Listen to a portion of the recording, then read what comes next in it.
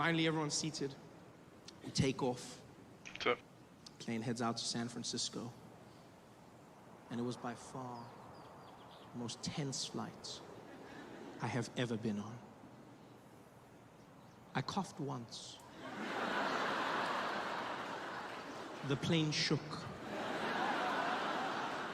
It wasn't even a bad cough. It was just like a little tickle. I was just like, the guy opposite me was like, Ebola! Ebola! I was like, yo, dude, calm down, man. Calm down. It's just AIDS. You're safe, buddy. Calm down. It's okay. Everyone was so stressed. The plane was tense. No one wanted food nor snacks. We finally land at the airport.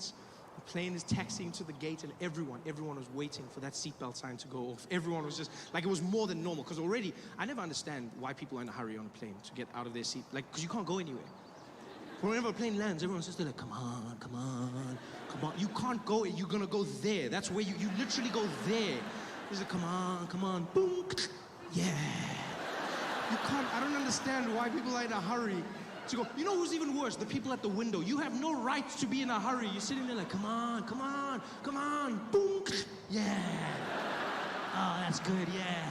Yeah, pass me my luggage. Pass it to me now, right now, yeah. I'm glad I didn't sit down for 2 more minutes. This is much more comfortable. Just stay in your seat, just wait. Ebola made it worse, 100 times worse.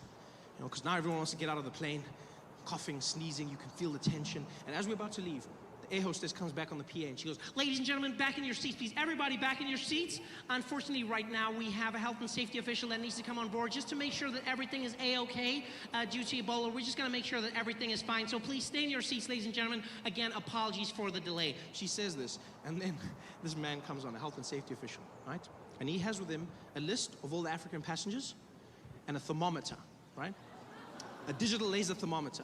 And he comes on, and his job is to scan all the African passengers and get their temperature. And I think the way it works is like, if you're very hot, then you've got Ebola, right? So he's got the list. And he walks around, scans the passengers, and gets the thing, walks down, ticks their names off the list, gets the temperature, gets the names, temperature, names. Finally gets to where I'm seated. And does the weirdest thing. He scans a passenger opposite me, moves to my aisle, looks at me, looks at my name, looks back at me, and then he just shrugs and walks away.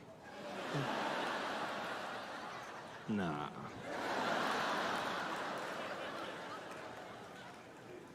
Almost as if I wasn't African enough. I've never felt so conflicted in my life. Yeah, because don't get me wrong, like, I never want anyone to think I have Ebola.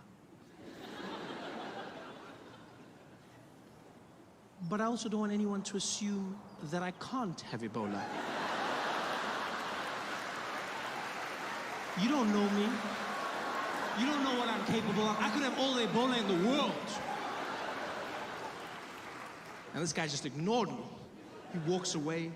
I'm there trying to cheer myself up, like, chin up, Trevor, you could have Ebola. Chin up, kid, come on, come on, come on, you could have Ebola. And he walks to the back of the plane. He scans the rest of the passengers, gets to the tail, and he realizes he's now missing a name. So he looks back through the plane, can't figure out what's going on. I know it's me, but I'm not gonna help him. Yeah. He had his chance. He had a good Ebola man and he let him go. And so I watch him panic. And as he panics, the air hostess comes back down the plane. She goes, hey, what's going on? I need to get the people out of here. He goes, yeah, I know, I got a problem on the Ebola list. I can't figure out where the passenger is. And she's like, yeah, I gotta get the people out. He's like, look, I know, this is killing me as well, but I just gotta figure out. She's like, yeah, if I don't get them out, I'm dead. I gotta get the people going. It's like, yeah, I know, just calm down, just give me a second. And now you can feel the tension building on the plane. People start whispering, there's murmurs going around.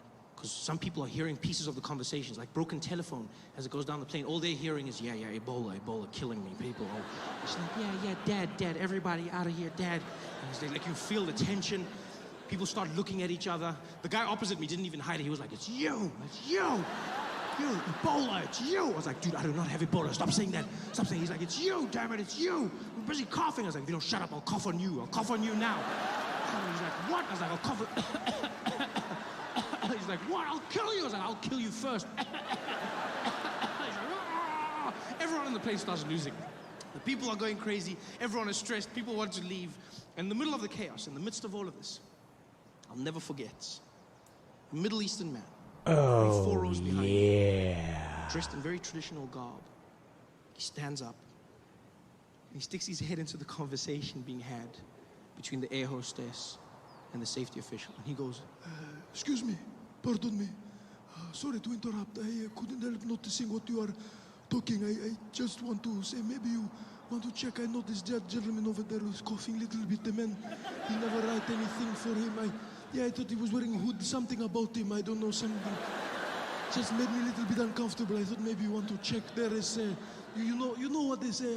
See something, say something. Yeah. I just maybe you check there. I did go to Zambia, though. Fantastic place, Zambia. Went there, visited the place, had a good time. While I was there, I had a chaperone who really made my trip. His name was Ali Nani, a sweet guy. And his job was to get me accustomed to the Zambian culture. You know? And every day he would give me a new piece of information, some more interesting than others. Like one day he looks at me and he goes, Chava, you know Zambia is a very, very conservative nation, huh? I said, oh, okay, Ali. He says, yeah. So please, stay away from profanity. I said, oh, okay, I can do that. You know? I assumed he meant swearing, right? But I didn't say anything because I wasn't sure if he meant a person or swearing. I wasn't like, no, because in Zambia, people have names like profanity.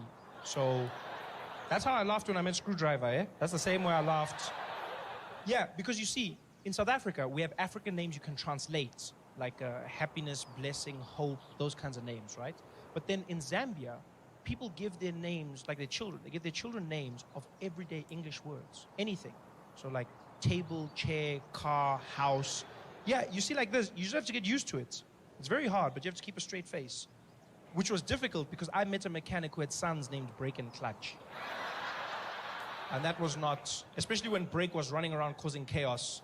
And his dad was there like, stop it, Brake, stop it, Brake, stop it, Brake. And I was like, hey, stop it, Brake.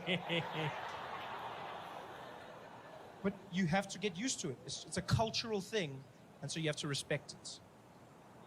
And the second warning Ali gave me was even stranger. We're driving through Lusaka, the capital. And Ali looks over at me in the car and he goes, Trevor, you know here in Zambia, we are a very God-loving nation, eh? I said, oh, okay, Ali, that's a good thing to know. He says, yes. So while you are here, don't be gay. So what?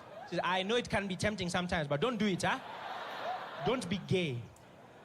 Don't be gay? I've never been warned of this in my life. Don't be gay. Hey, bro, don't be gay. Don't be gay. Don't be gay? Crazy warning to get. But then I found out why Ali was warning me. Turns out in Zambia, being gay is illegal. If you are found to be gay, you will be arrested and sent to prison for more than 30 years. Yeah. Which is a bit of a weird punishment.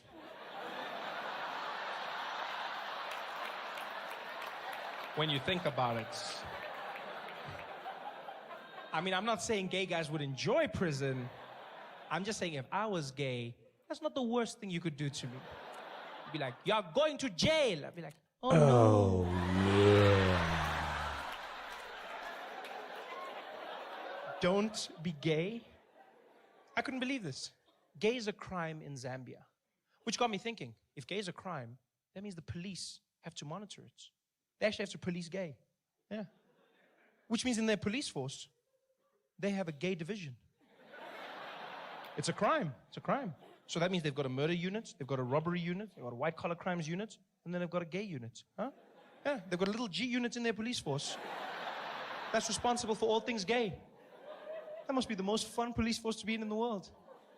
You get to go undercover, dress up really nice, get in touch with your flamboyant side, you know, just have a good time. I bet the sergeant's there every morning, briefing his detectives. Good morning, detectives. Welcome, everybody. Today, we will be launching a sting operation. We have just been informed of a fashion show that will be taking place. And as you know, the gays cannot resist the latest trends. Therefore, we will be in full attendance to apprehend each and every one of them. Let us make sure we are here. Detective Chipua, present. Detective Table, present. Detective Mungai, present. I think he's in too deep.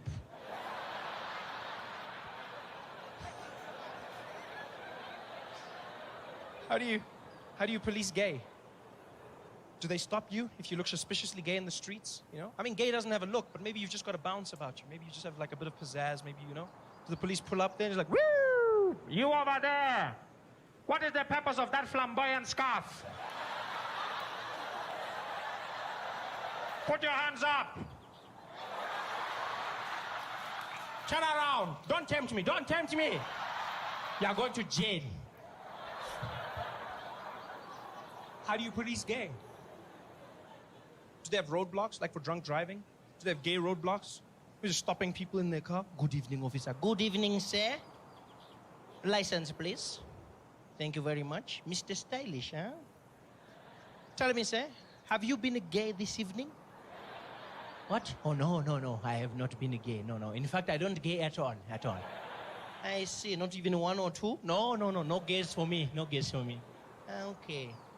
Then tell me, sir, what is that I can smell on your breath? Is that balls? No. I don't even eat chutney. No. So you are not gay? No, not gay at all. Then, sir, can you please blow into this?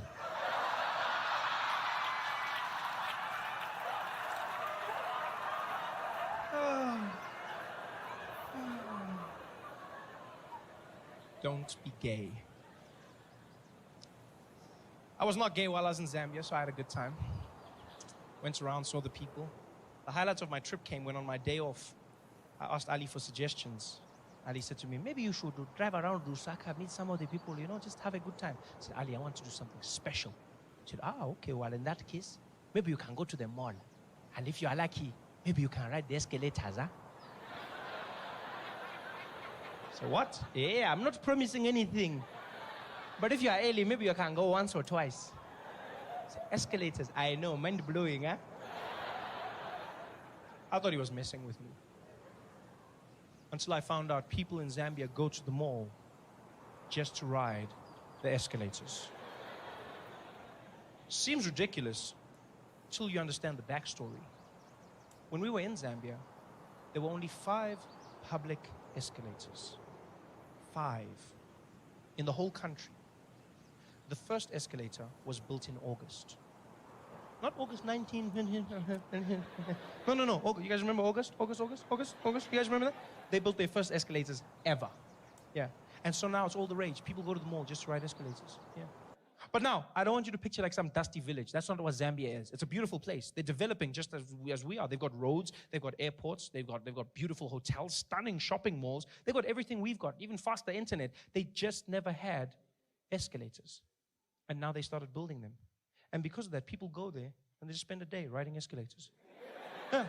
Dads will go home and fetch their kids. Children, we are going to the mall. To do what, Daddy? To do shopping. And to ride the escalators. Yay! We couldn't believe this, so we went to the mall, right? We get to the mall is empty. Escalators are packed. People are standing in lines, going around, doubling back on themselves. There's old people, young people, even couples. There were couples. Guys that actually picked up women by saying, I'm going to take you to the escalator, girl. Ooh, you're so fancy, eh? Escalators. Some people didn't even know how to ride the escalators. Kids were easy. They just jumped on. Old people would panic. There was one guy who got on the escalator and it was going up. And I guess to compensate for something in his mind, as it went up, he started leaning. He fell down. He was hurt so badly. Oh, it was fantastic to watch. We spent like 3 hours doing this, just watching people riding escalators. And you know what? Our patience paid off. Because in hour 3, the most fantastic thing happened. A school brought a class of children to the mall. And their excursion was just to ride the escalators. It was magic. 30 kids, about 5 years old, cutest things, wearing their little black and white uniforms. And they're standing there together holding hands, and they were so excited, so they're shining, you know, not from excitement, that Vaseline.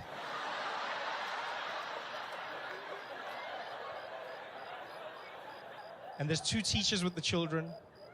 And they grab their hands on either end. And in a long train, they start to march through the mall. And as they do, they start singing at the top of their lungs like little angels. Escalator, escalator, escalator. Oh, escalator, escalator.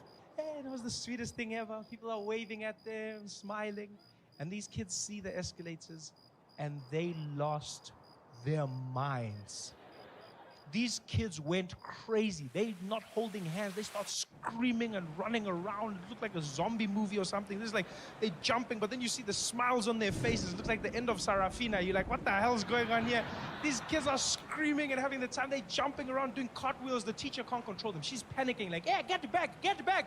2 by 2, 2 by...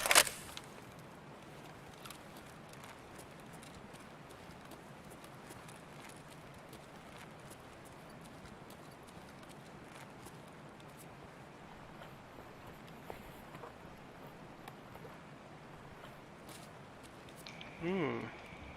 Well, if I can get out. Right.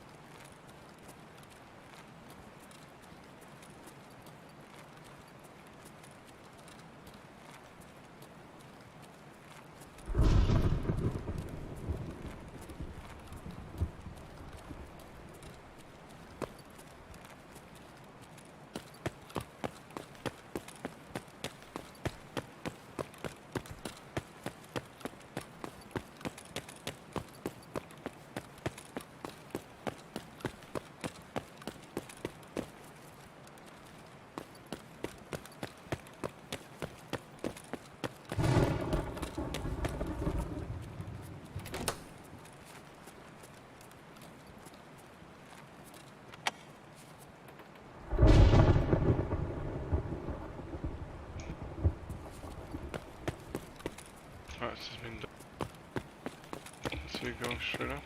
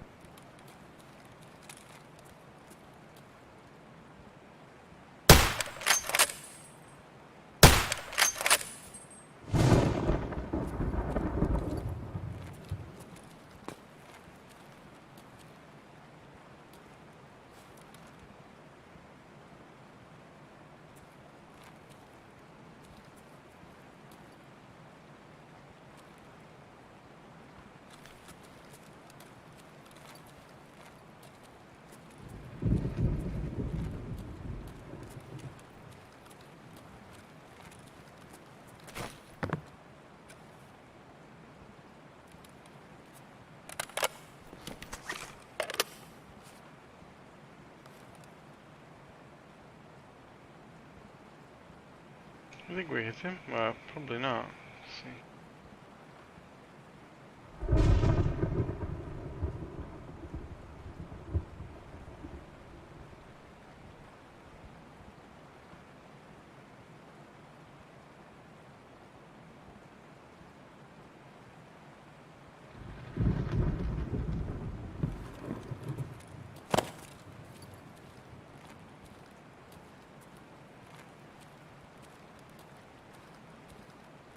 This is where we die, but can't stay there all day and we have a lot.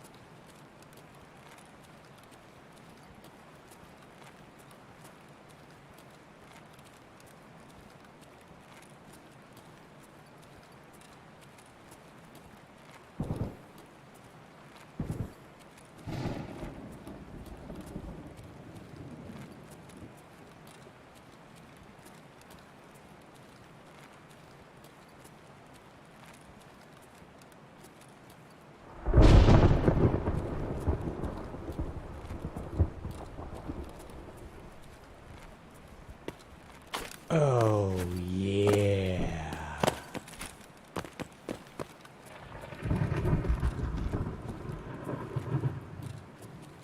Oh, we can kill.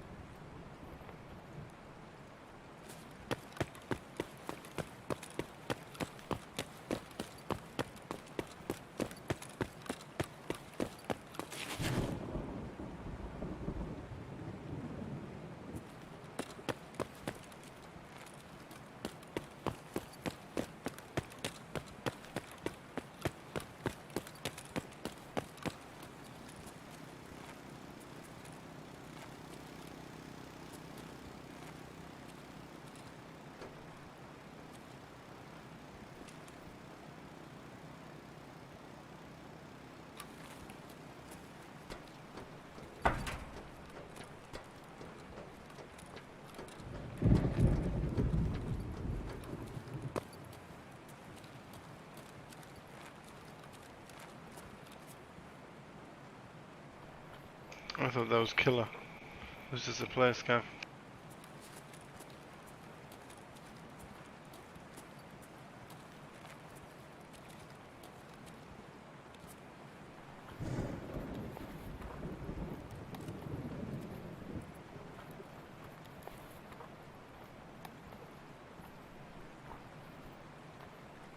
Today. Today.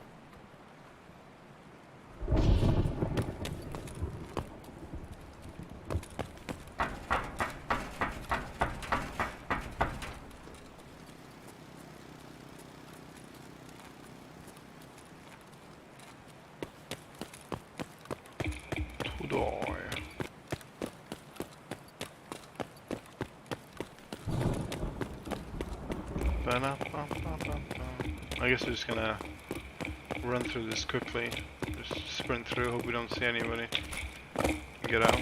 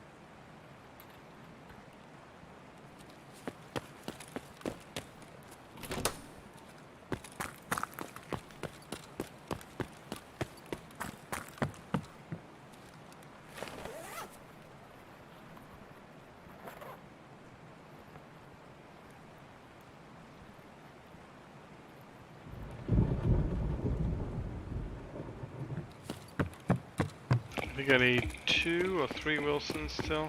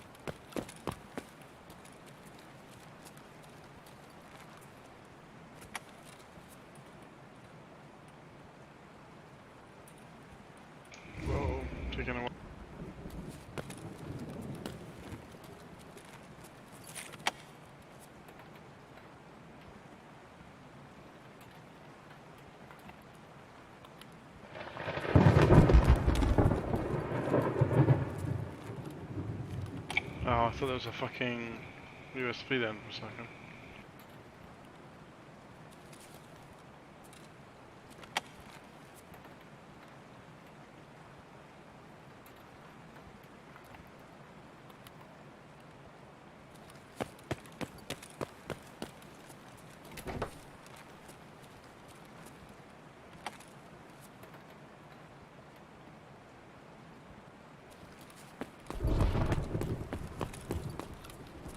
Oh.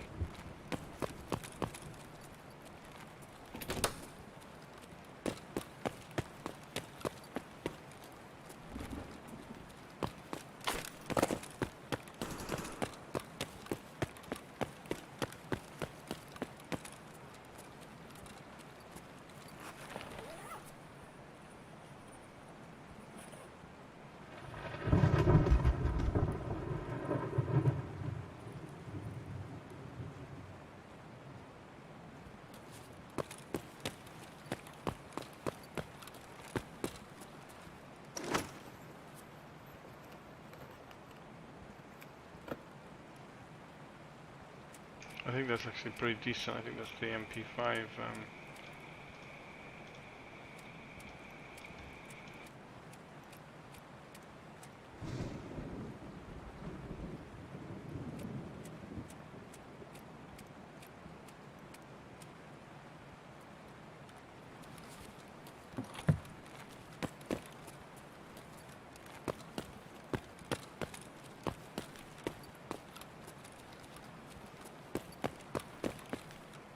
Oh no, it's around here, is it? Oh, it's not even around here.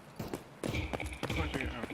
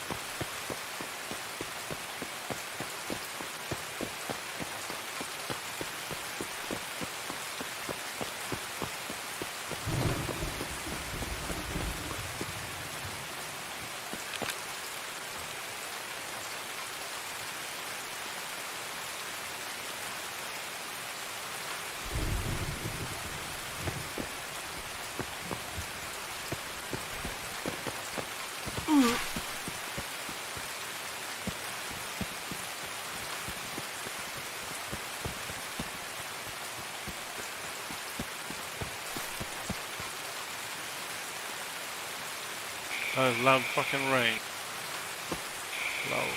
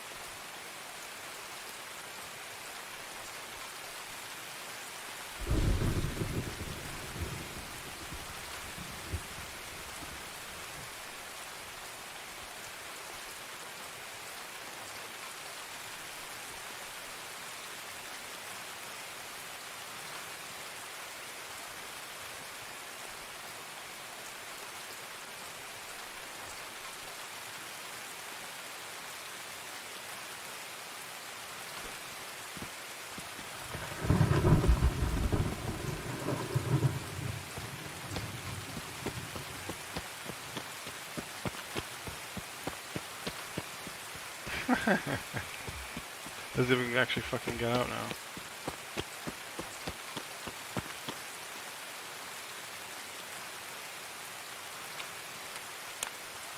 PP.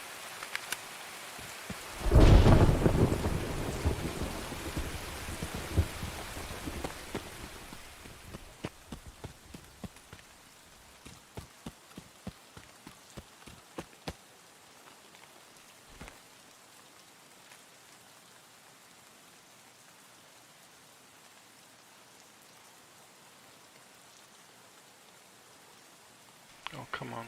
Okay, here we go.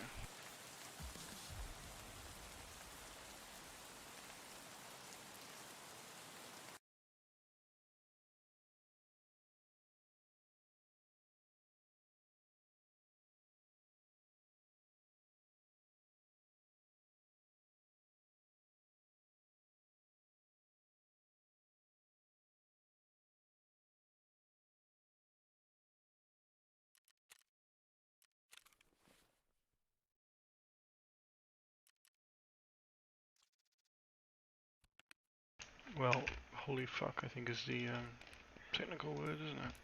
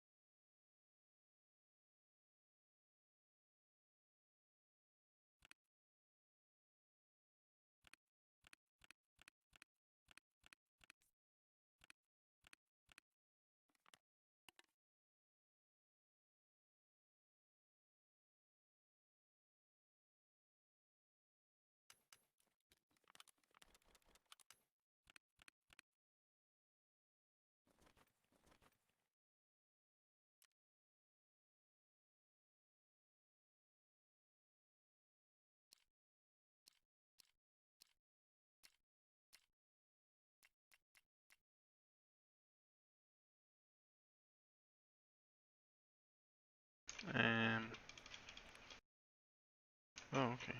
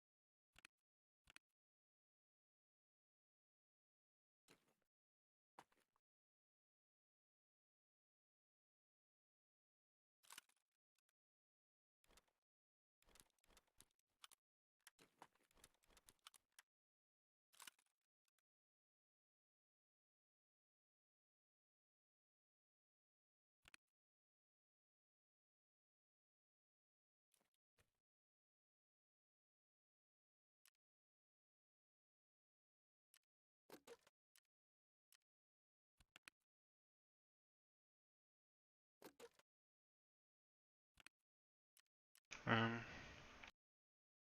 Can get rid of that.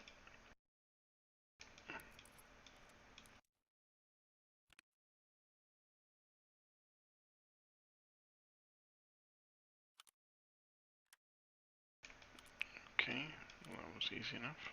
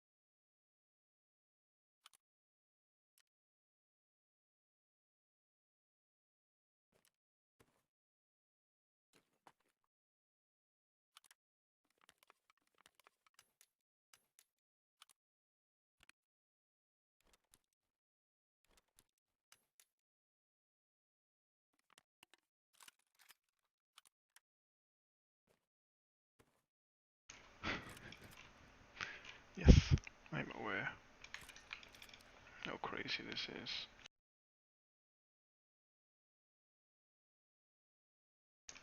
Let's get it all in then, shall we?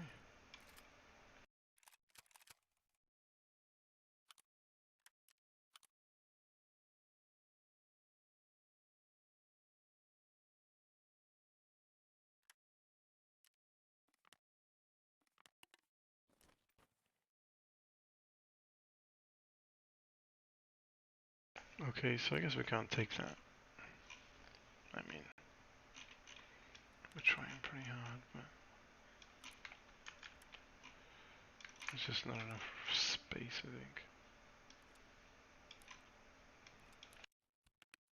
Unless we throw away something here, do we not need something? No, but we should,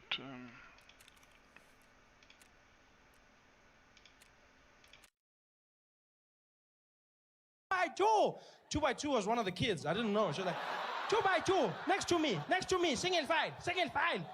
Other kids are still jumping. She can't control them. There was one fat kid. He couldn't jump, so he just shook himself. Escalator. Escalator. It was the most amazing thing I've ever seen in my life. It's like I had gone in a time machine to a time when escalators were new, brand new and popular. So popular that people were taking pictures of the escalators using their iPhones. Tipiwa, technology, eh? Who even thinks of these things, eh? Can you imagine? Hey, we are in the future now, mama. Mechanical moving stairs, huh? What are we going to see next? I don't even know. I wonder how it works, eh? Let me just check there. Siri, how does an escalator work? I don't know, eh? Some of you may or may not know, I have a new job. This is great. Thank you very much. Thank you. Yeah, so that's fun. Phoned my grandmother to tell her the good news, which was really cool. I don't think she understood what was going on, but still she was happy. Phoned my gran, and she was on the phone. I was like, Granny, I'm going to be on the Daily Show. And she's like, ooh, Trevor, I'm so happy for you. You got that job. I said, no, Gogo, no, I already had a job, Gogo. I already had a job. She's like, no, you didn't. Did you have an office? I said, no. She's like, then it wasn't a job. Well done, Trevor. My mom was a bit better. I phoned her. She was on the ball. You know, she was really excited for me. And to give you a bit of a backstory, I have 2 younger brothers. Right? I have one brother is 9 years younger than me, and then the youngest is 20 years younger than me. And so the youngest one, who's 11, just became head boy of his school. He's the head prefect at his school, right? Yeah, so then, no, please don't, no, this is my show. You don't clap for him, please. They didn't clap for me at his, please. I work hard for my applause, please, guys. So anyway, I phoned my mom. I phoned my mom to tell her my good news. And I'm on the phone with her, and I'm like, Mom, this is happening. She's like, oh, baby, I'm so happy for you. Oh, this is so wonderful. Oh, I'm so happy. This is so great. Oh, and did you hear what happened with your brother? He became head boy at his school. Oh, I'm so happy. Both my boys are doing big things. And I was like, yeah. Some things are bigger than others. She's like, no, baby, it's all the same to me. It's all the same. I was like, you say that, but I mean, you know. I mean, you know, if you had to choose. She's like, okay, fine, I'll be honest. You were never a prefect, so... Damn it! That's when I wish I had a physical phone. Yeah? That's when I wish I had a landline. You know, I have those landline moments in my life where I wish I had an old school phone so I could slam it down. Young people will never know the joy of slamming a phone at the end of a call. Like, cell phones have robbed us of that. That feeling, you know, where you get to tell the person, screw you! Bah! Ah, it feels so good. They feel it on the other end, like, ah! It's like you punch them in the ear. Now with phones, you've robbed of all of that. You know, there's no sense of power. Screw you! That's all you have. And you can't even press the screen hard because you're scared you're going to crack your own phone. You don't... I hate cell phones so much. I think they're robbing us of our intelligence. I honestly believe cell phones are going to be the reason that human beings devolve. We're going back to the Stone Ages because of those things. Everything about them is turning us into apes again. Neanderthals. I was looking at my thumbs the other day. I spend so much time texting and sending messages that I feel like they've started curling over like monkeys' hands. I've gotten really good at typing and grabbing branches. Everything about those phones is robbing us of our humanity. We were proud because we evolved, we stand, we walk tall. And then we got our phones. And now every day we spend like this. And over time we're gonna go back down. Have you tried to have a conversation with someone on their phone? Literally sounds like a caveman. Just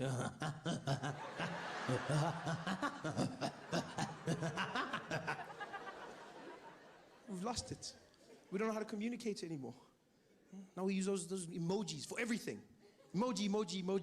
No one even uses words. Send a paragraph to your friend. Had a great day, did this. It was so funny. They reply, hey.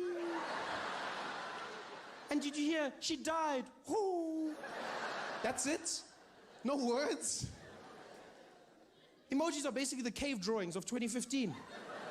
Yeah, we judge cavemen. We think they were primitive because we couldn't find any words in their pictures. Someone's going to think the same thing of us. The way we look at cavemen and go, oh, look at them, they couldn't write. Oh, the caveman, he was so simple. Oh, and he was hunting, and he had a family. Oh, simple. Someone's going to see our messages in 1,000 years. Be like, oh, look at that. Oh, the people of 2015, simple. Oh, yeah, look at that. Oh, they laughed, and they cried. Oh. Sometimes they laughed until they cried. Yeah. Some of them were blind in one eye, yeah. But that didn't stop them from having fun.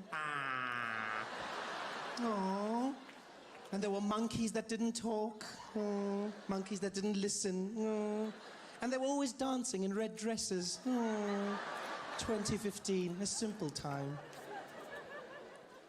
We don't communicate anymore. There are emojis. Phones are making us dumb. I fear most for women. You know, the most intelligent of our species. Yeah, I fear for you. I fear, ladies, I fear for what the selfie has done to you. Women are obsessed with selfies. The average woman spends 50% of her day thinking about when she can take the next selfie. That's all she's thinking about. Oh, let's take a selfie. Oh, let's take a selfie. Let's take a selfie now. Let's take a selfie. Take a selfie of me taking a selfie of you. Oh, this is great. Selfieception. I love it. Everyone's just in there. Selfie, selfie, selfie, selfie. And you know what's fine? The pictures look great. The pictures look great. Instagram. Oh, like my picture. Like my... Yeah, it looks normal. But have you seen what it looks like when someone makes a selfie? It is the creepiest thing you've ever seen in your life. A normal woman sitting by herself, having lunch, doing whatever she's doing. And all of a sudden she'll look at her phone and something in her head goes weird and she transforms into a selfie monster. She literally just be there looking at her phone, going through stuff, and all of a sudden she's like...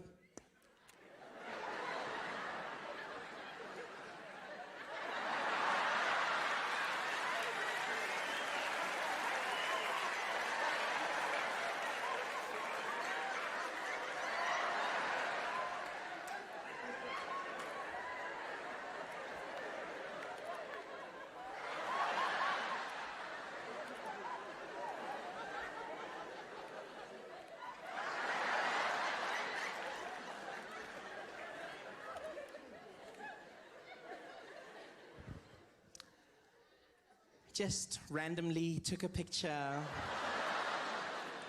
Caught off guard. Hashtag I woke up like this. Hashtag no you didn't. Hashtag you crazy. Hashtag stop that shit. You know, recently because of my job on The Daily Show, I got invited to very prestigious events. You know, I've started getting invited to very, very fancy functions. Functions I would have never been invited to before. You know, recently I got invited to my uncle's wedding. Never knew me before this. And before that, I got invited to an event in New York called the Met Gala, right? A very prestigious event, yeah, where 500 people are gathered together. Different personalities from all walks of life come together. You know, actors, singers, painters, musicians, everyone. And you spend a night dressed very nicely, looking at history and art. Just walk around, smiling, looking sophisticated. Yeah, and it's so exclusive that they tell you exactly what you're going to be wearing at the event, right? So they're not dress code, exactly what you wear. So I got phoned. They said, Trevor, we'd like to invite you to the Met Gala. I was like, wow, okay. And they said, and you will be wearing a Ralph Lauren suit. And I was like, oh okay, how much is that? Ralph Lauren. But they were like, no, we provide it for you. Ralph Lauren is going to be giving you the suit. And I was like, wow, I get to go to the Ralph Lauren store and pick up a suit for myself. They're like, no, the man, Ralph Lauren, is going to give you a suit. Do you know how mind-blowing that is? To meet the man whose name is on your clothing. That was just crazy. Like, that's never happened to me. I've never had the opportunity to meet the person whose name is on my clothing. I've never had the chance to say, pleasure to meet you, Mr. Price. Like...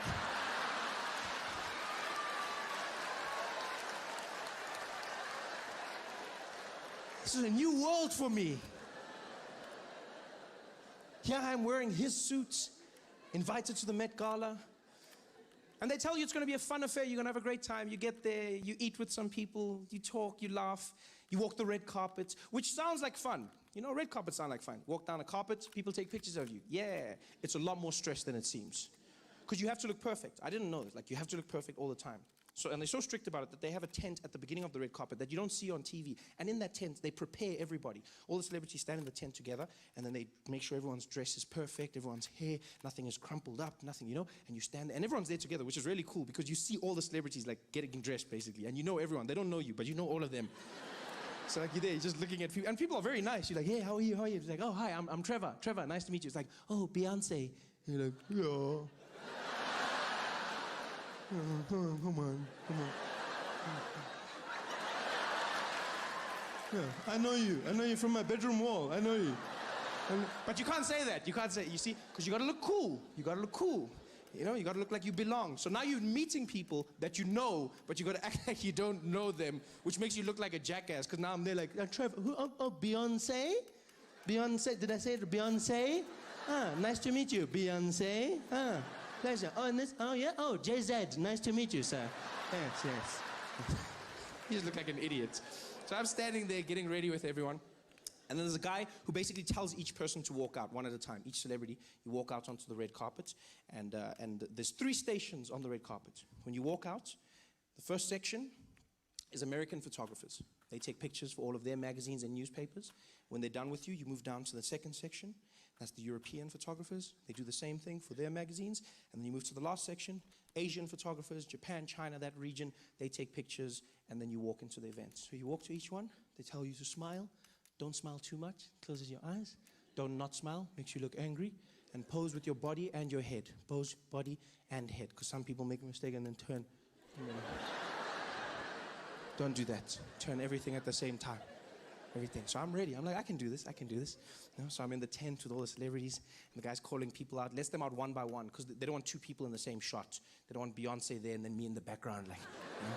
So the guy's like, okay, we're ready, guys. Look, we're ready. Rihanna, let's get Rihanna out. Rihanna, come on. How are you? Good to see you. Come on through. And so Rihanna walks out, you know.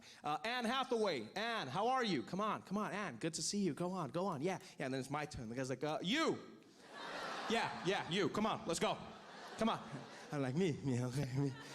He's like, you ready? I was like, I'm ready. He's like, okay, go on. And I stepped out, and immediately when I got out, I realized I wasn't ready. I was not ready at all. I was not ready. And I've never seen that many flashes in my entire life. You step out, and it seems like every camera in the world is flashing at the same time. All of them screaming. It's like, it's just bright. It looks like someone threw a teaspoon in a microwave. It's going crazy. It's like, and everyone's screaming your name. Trevor, over here. Trevor. Now you're trying to find them. You look like a madman with voices in your head. You're Trevor.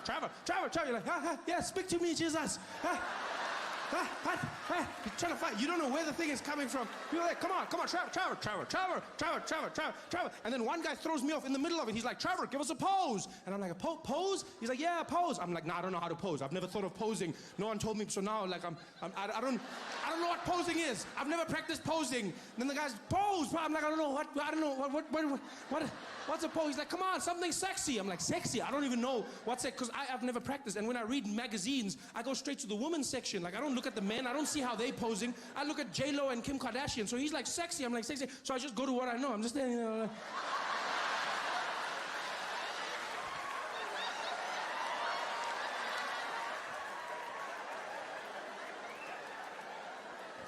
I was like, what the hell? Okay, stop that. Okay, that's good. Okay, go on. Good job. I was like, okay, that was stressful. So I moved down to the European section. You know, I'm getting there. I'm still stressed. The bright lights have got my eyes going. The next guys are there, like, okay, Trevor, are you ready? I'm like, I'm ready. He's like, okay, all right, over here, Trevor. Some guys didn't know my name, though. I could hear that. Because one guy said Trevor, another guy said Trevor, then other guys were just like, Trevor. Yeah, but it's sort of like with a dog. Like, a dog doesn't really know its name. Like, if your dog's name's Spotty and you go, Spotty, it's like, huh? So I did the same thing. So, you know, they were like, Trevor. I'm sure there was one guy who hated me, and he was like, never! And I was like, I didn't care. I was in the mix. I was posing. I was sexy. I was doing my thing. I was loving it. And the guy's like, okay, good job. Go on. And I walked down, and I went to the Asian section, and I stood there, and all the photographers were ready, and then they just looked at me. It was... I don't think you guys... Like... It was the weirdest, because it was like flashing, snapping, flashing, screaming, flashing, snapping, screaming, flashing, snapping, silence. I got there, and they just looked at me. And then they looked at each other, and they looked back at me. They looked at me the way you look at food that's just arrived at your table, but no one has ordered it. That's the way they looked at me. Like they were waiting for the menu, like for the waiter to come and be like, sorry, we didn't order. Did you order? Who ordered? No, we didn't order this. We ordered celebrities. We don't know what that is. No, we don't know. We didn't order. That's how they're looking at. Now I'm standing there. I'm already posing because I've been taught to do. Now I'm there doing nothing's getting them. Even these ones, nothing's working. They're just looking at me. And then, I don't know why, like I panicked because I was embarrassed. I'm not gonna lie, I was embarrassed. No one's taking a picture. No one told me what to do if they don't take a picture. So instead of just walking away, I started making the sounds with my mouth. Just a defense mechanism, I guess. So I panicked, and then in the silence, I was just like, Trevor.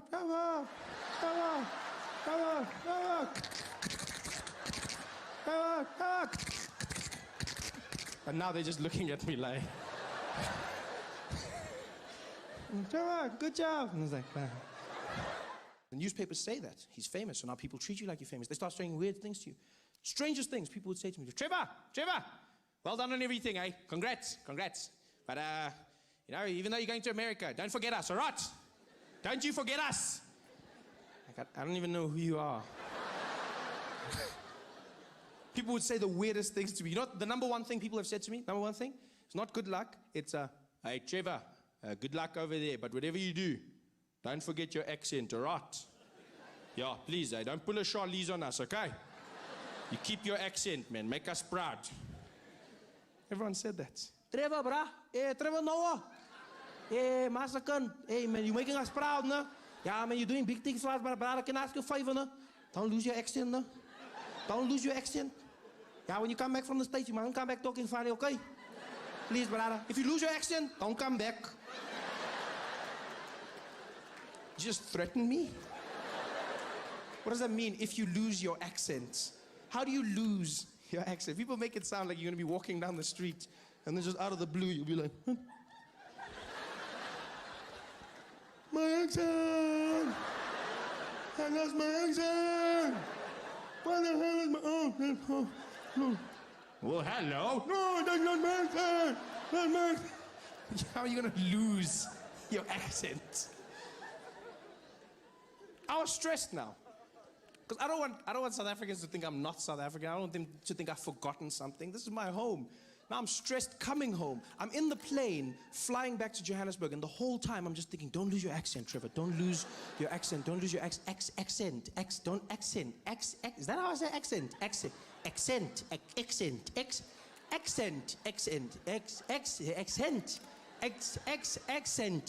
By the time I landed at OR Tambo, I was losing my mind.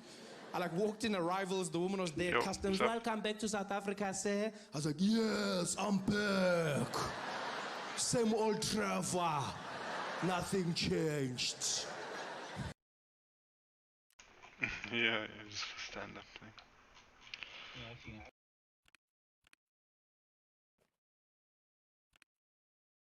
I just killed this guy with a... as a scab, I killed this guy with like a killer helmet and everything. I started shooting him with that little pea shooter sniper rifle, and I like had like half a mag of AK, and he was just running around completely confused. I killed this other guy that he was fighting, and he was just running around completely confused, kept moving back like towards me, because he thought that the guy that I killed was actually still shooting him, and then he ended up like just coming around and just laid down and just shot him like 4 or 5 times with an AK, and he just dropped.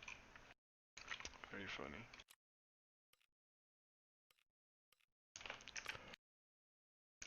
Very funny.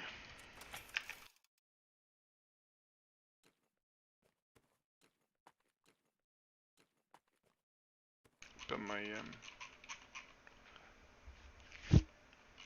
stash is still fucking crammed. I need to get the upgrade, I think.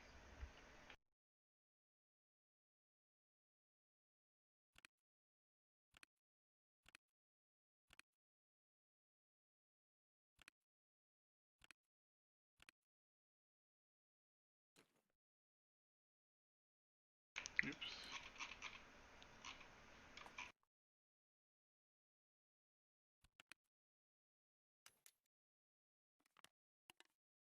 There is a task for a lion, right?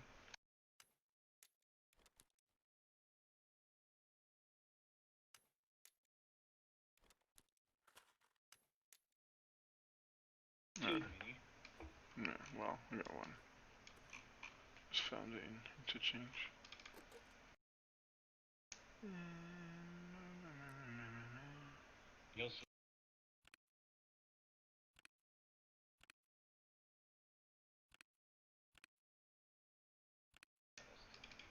And you?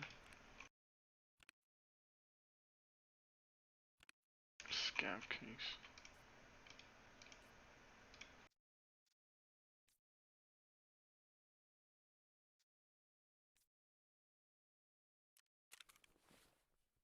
Oh. I still need to finish. What do I need to do to... Oh, maybe I have done that now. How did I not have that?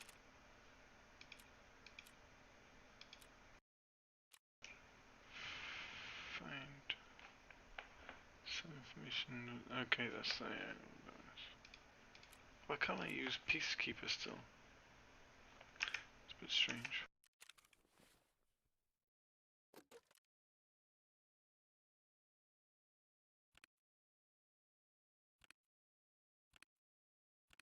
There's those 60 runs there.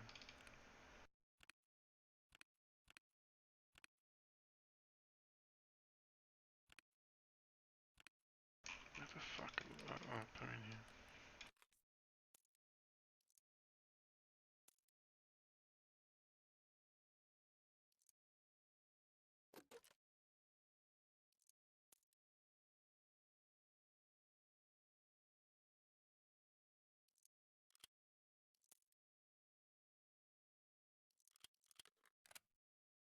What are you doing?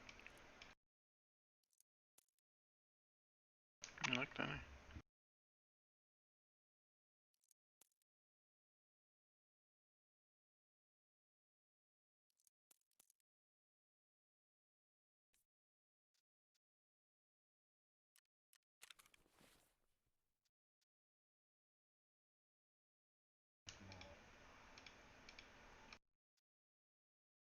Is that good? That's good, right? What work? Hmm? Yeah.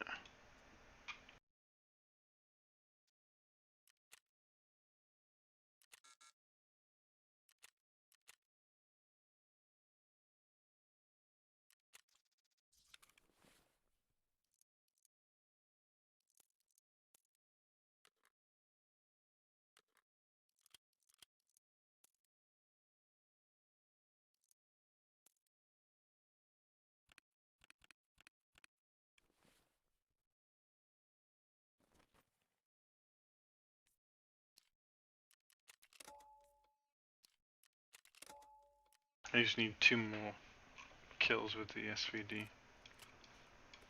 I got most of them earlier. I need like a couple of raids. I got 5 in one customs raid. No, with all with the SVD though. I had to switch guns a couple of times. I picked up the guy's guns and switched to one of them was ADAR. I switched to ADAR, and then the other time I switched to the VSS. I think it was. I sold all those guns. There's just too much fucking shit in my inventory.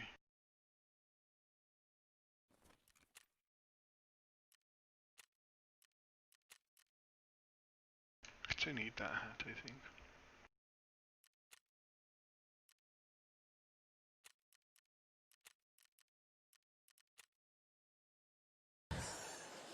Crazy.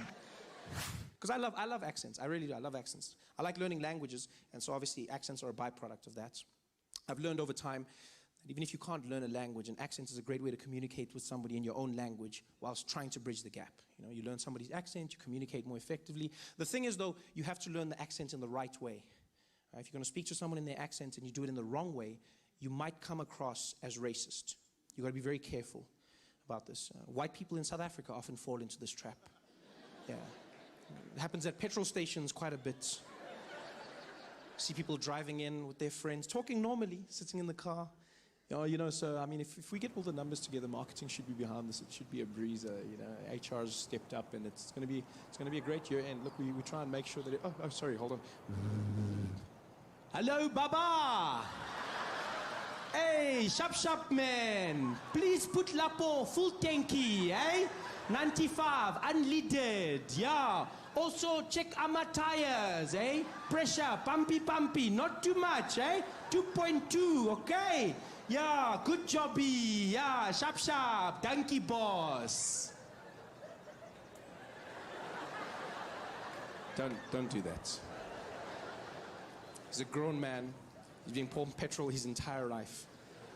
He knows what you need. Just talk to him like a normal human being. That's the thing people don't understand. Speak to him like a normal human being. I used to get so angry whenever I'd see white people changing their accent when they talk to black. I get so angry. It's like, oh, white people racist? Is that what it is? No, racist. And then I learned. Life taught me not to be so quick to judge.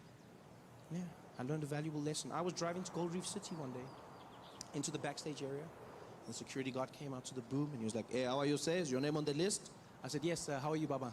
My name is Trevor. He's like, okay, Chabal. I said, no, Trevor. He's like, oh, sorry, Chabal. I said, no, Trevor, Shalva. Trevor, Shalva. Shaval. Trevor, Shaval. Trevor, Shaval.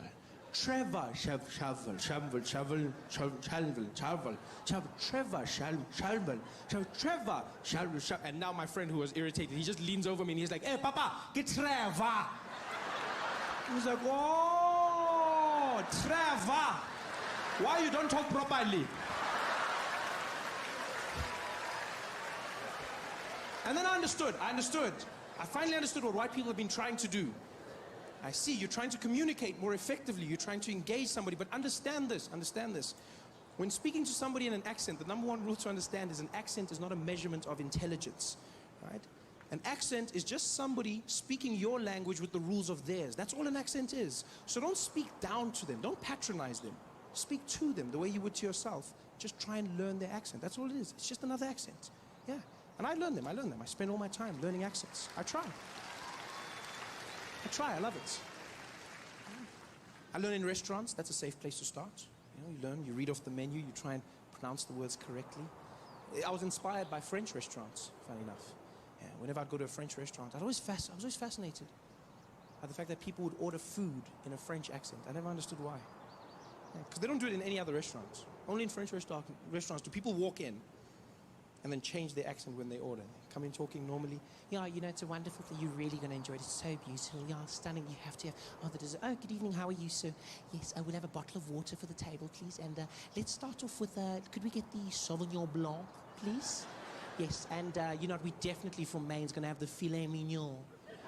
And for dessert, we're going to go with the crème brûlée. Thank you very much. Thank you. Oh, you're going to love it. Like, why are you doing that? I never understood. I was like, why? Because it's not like the French are going to return the favor. There's no French people sitting in our restaurants in South Africa looking at the menu like, so for the table, we can order some starter portion. We share something, no? Okay. Could we please have one serving of the boerewors?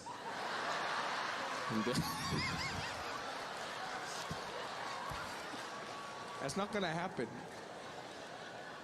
Hey guys, thanks for watching. Make sure to subscribe to my channel so you can win cool prizes.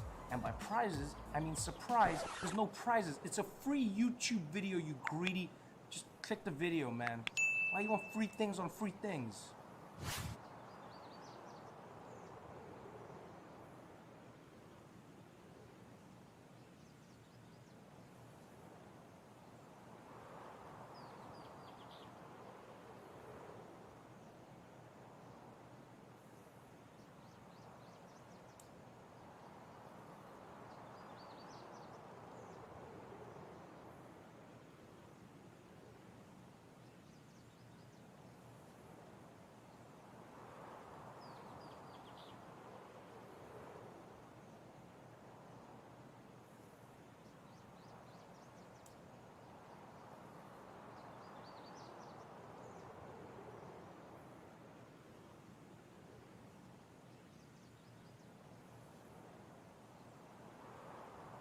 I'm just waiting for one more. I got 4 SVDs back in the insurance from that day. Yep. Out of 6, I think it was.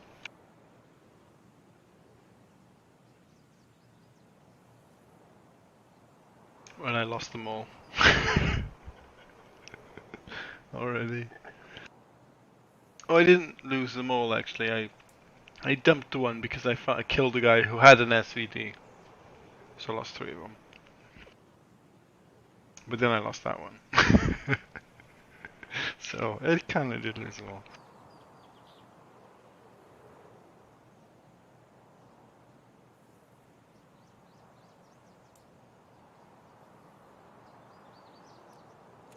What is wrong? Fucking reserve.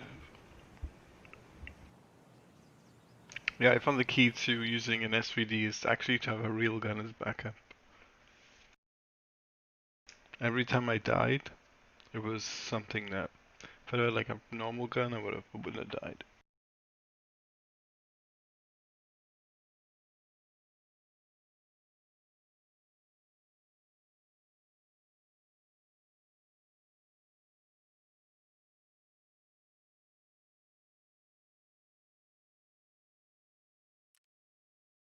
Yeah, I gave up. 6 minutes or something. Maybe I'll just take another SVD and finish up that task. I think I still have some. Two.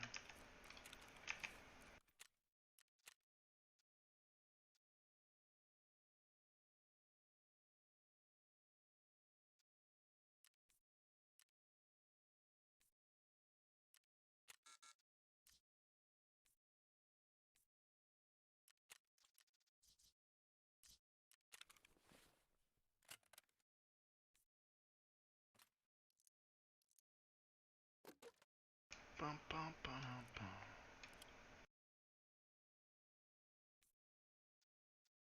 I had this weird thing earlier when I was shooting scabs and they were just creeping round, like lying down, like kneeling, like crouch walking, and they just kept crouch walking no matter how much I hit them. It was really weird. And then there was one that was crouch walking that it was a player, and I hit him 3 times with the SVD, and he just kept crouch walking. And he kind of stopped, if you know what I mean. I thought, oh, okay, must be bugged. And then he started moving again and shooting me, so I killed him. So weird. No, I'll put a PSO on it. But I'm gonna snipe.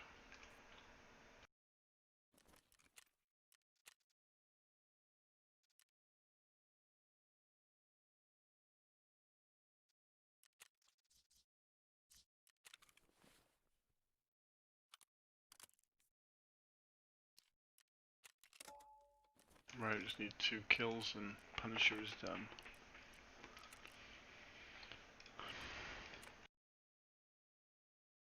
What's up, Stretchy?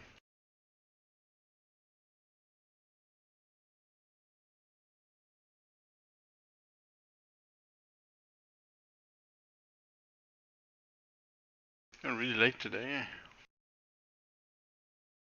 Yeah. What have you been up to, Stretch? You been playing any Tarkov or?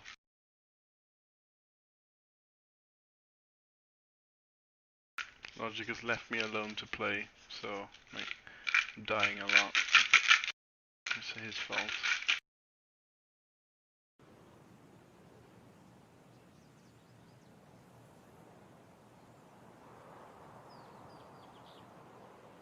You been at the beach? You went a little crazy at home all that time, did you?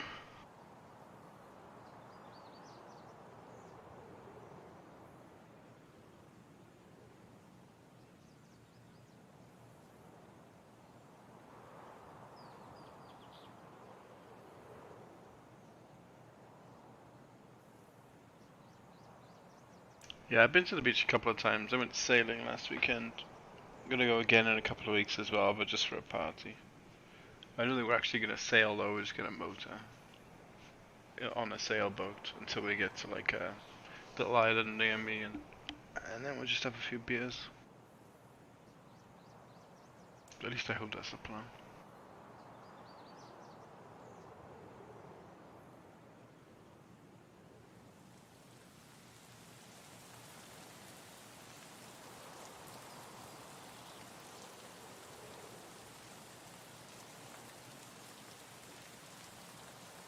Nice. You been working, or you not able to work now, or?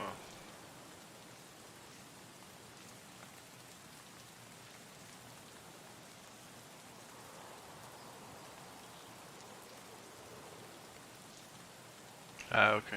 Yeah, I haven't had a day off since last year. Like a weekday. I'm gonna start booking holidays. They're gonna love that.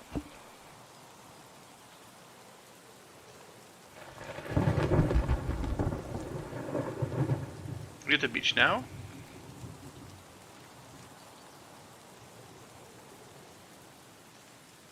Alright, working in a hospital. Well done, dude. Oh, that's cool.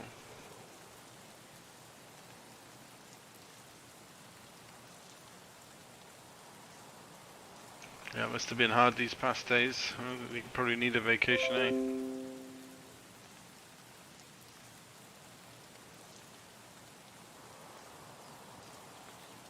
But Beetle just started a stream, last stream on Mixer, heading back to, I assume, Twitch. I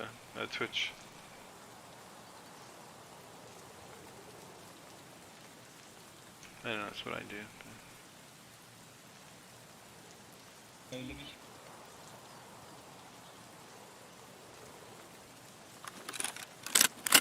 Oh.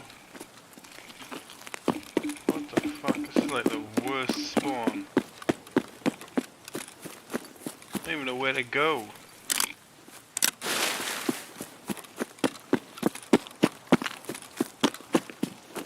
We go for that tower over there. If I can get there before I'm dead.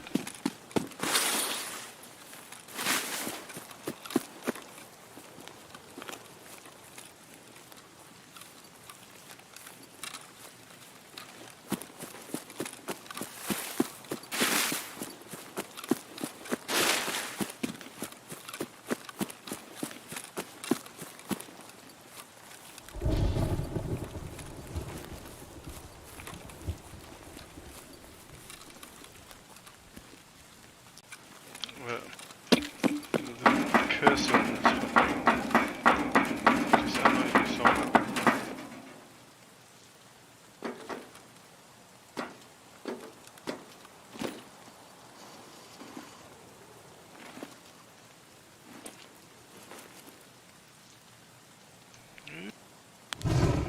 That might be good.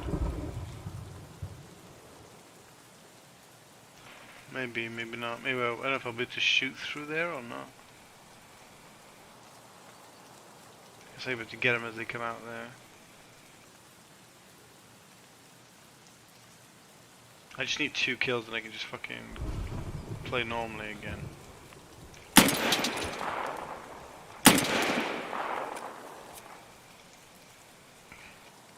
I don't think that was a player.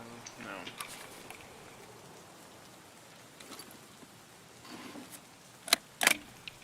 Extra ammo. I didn't bring any heals. I brought painkillers.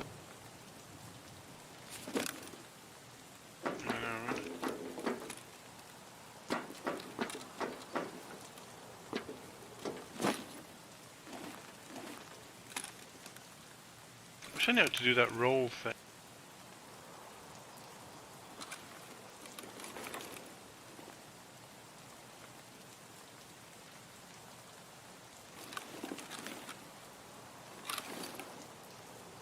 I don't even know how to do the roll. I want to practice that roll.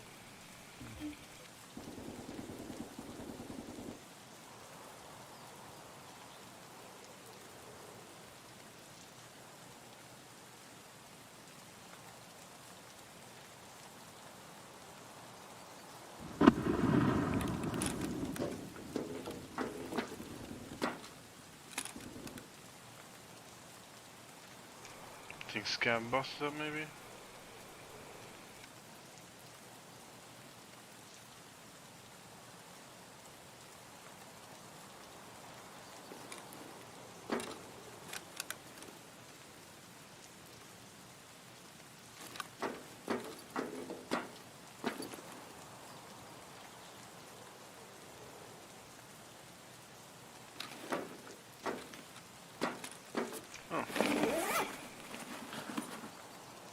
Also my pockets have been bugging out. Reloading my SVD, just fucking really shit.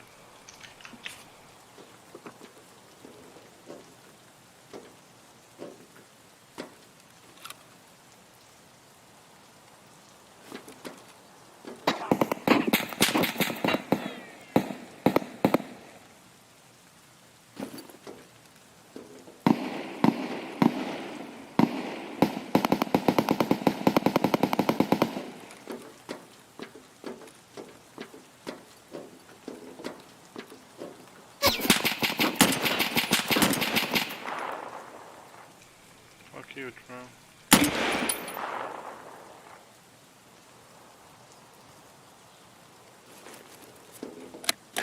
Thought I ate what I didn't then.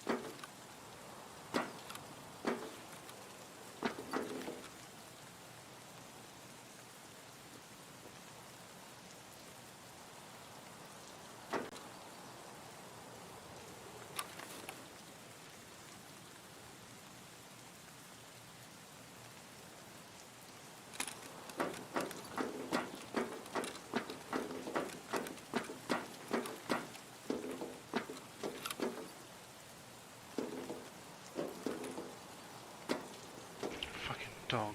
What's the matter, Chino?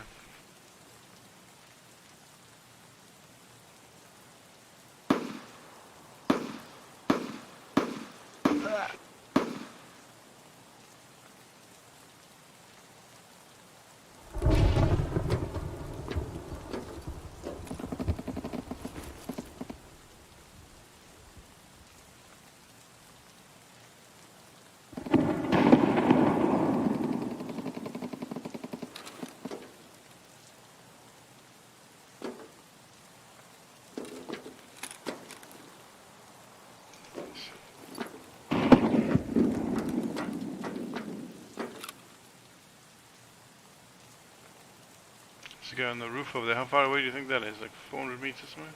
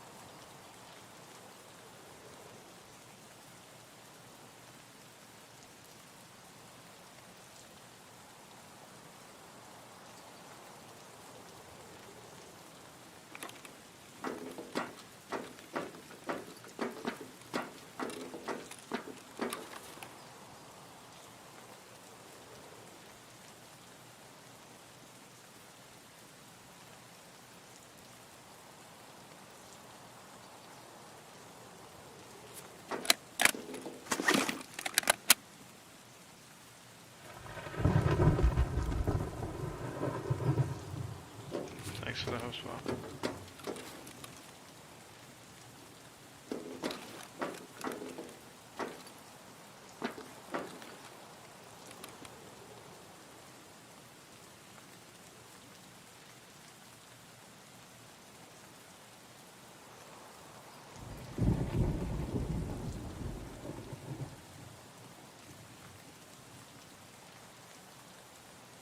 Oh, he's just gone back.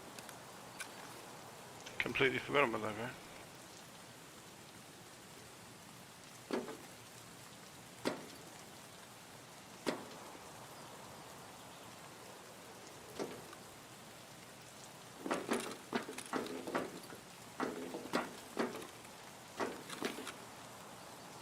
Which way do I go?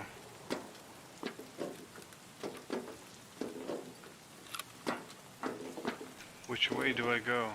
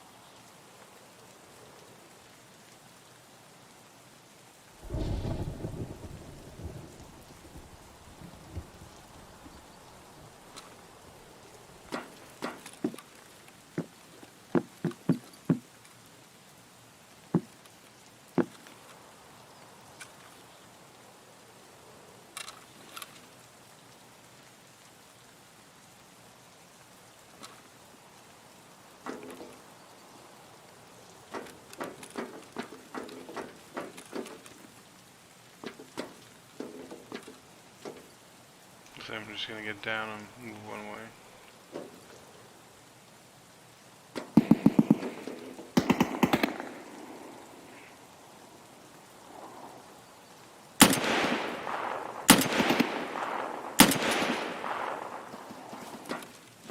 Did I get him?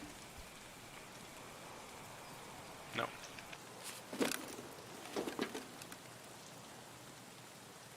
I think I hit him now.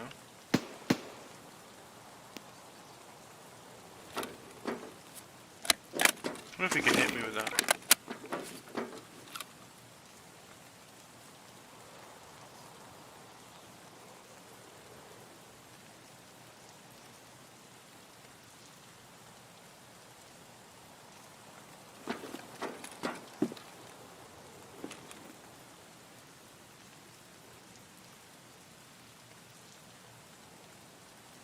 I think they nerfed this ammo though. Oh shit.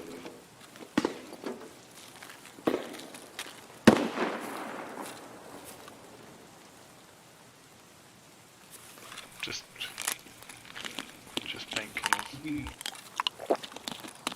Well, I should just left again.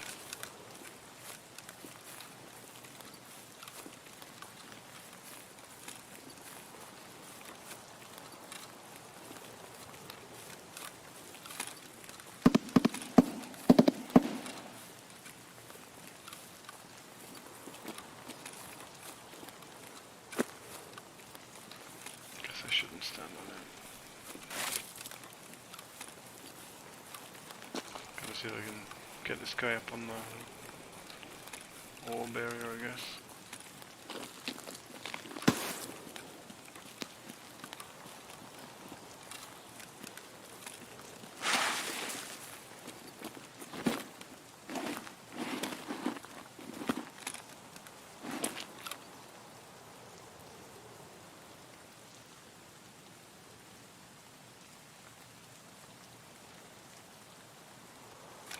Where is it?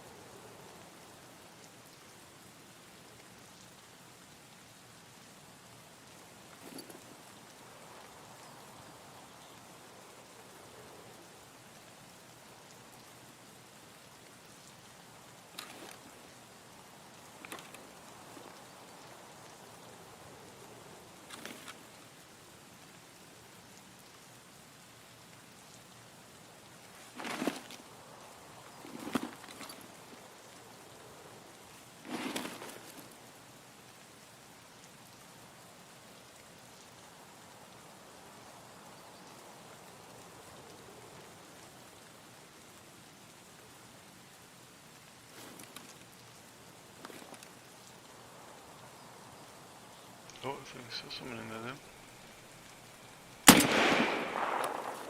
What do we think? Player or scav player? So, player scav. I might have meds though, I guess.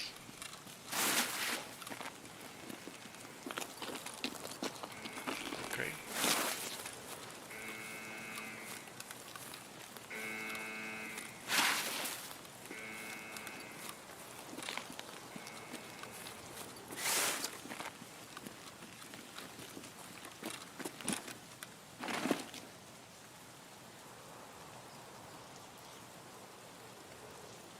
Yeah, I'm pretty sure I dropped it.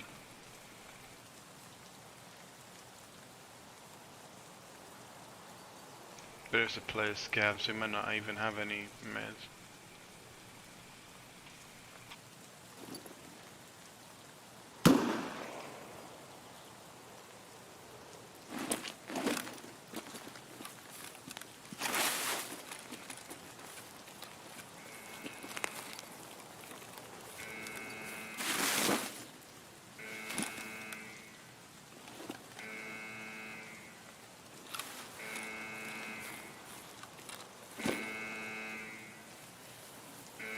How open I look.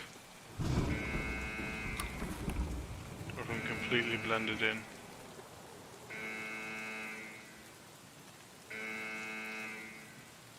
Yeah.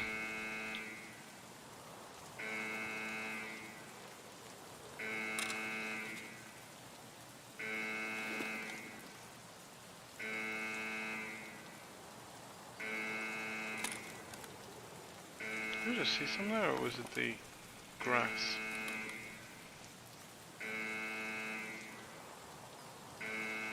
To the left of white horse, white knight. Oh.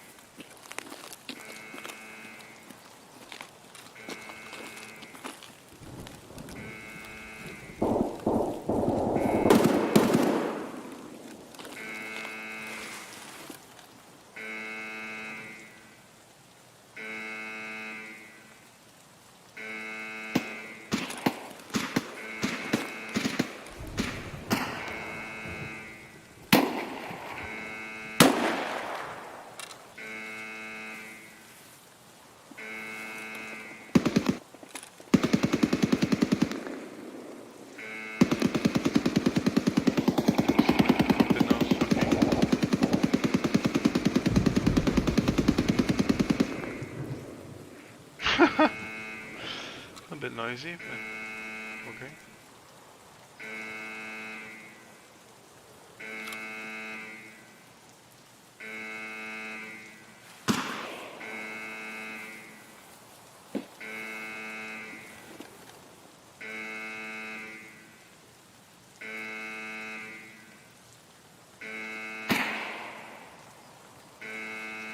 Good, let's see what. I don't know whether that was a player or a scav. But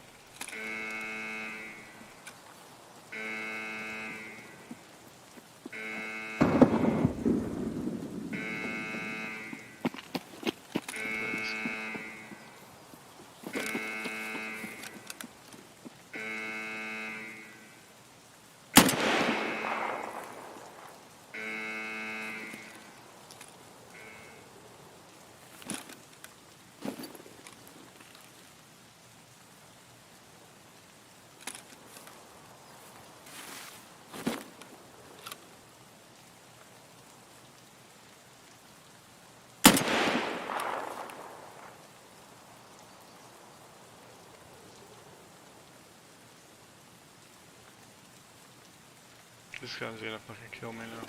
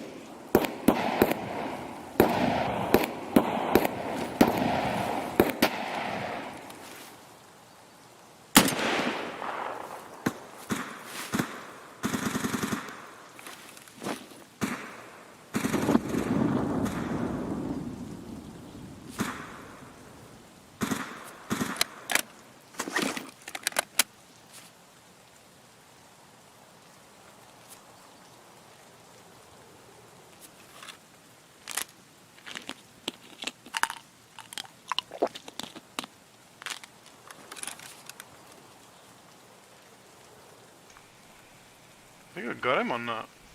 I think it was a player scav. No, the one just now.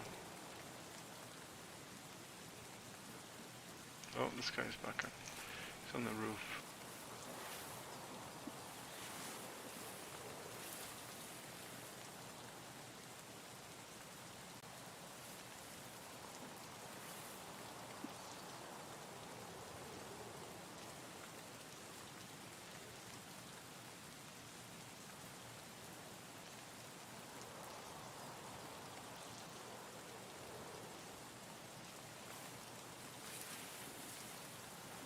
Wrong side.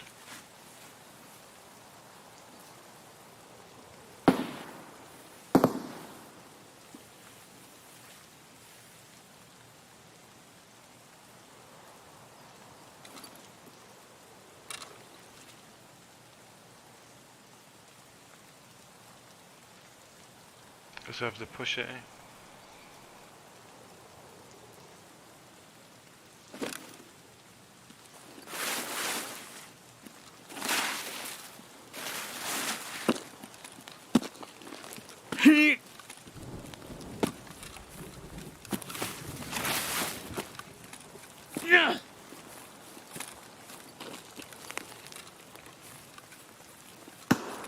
Got it.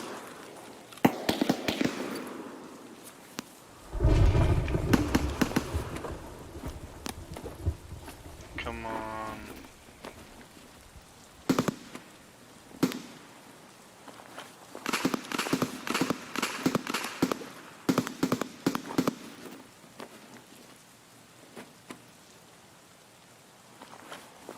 Keep the wrench.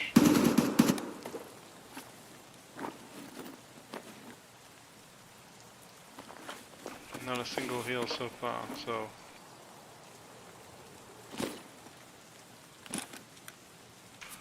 not. There's a body, the guy that he killed over here.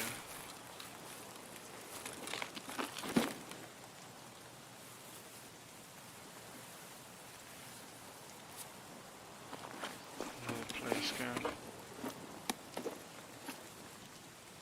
More milk.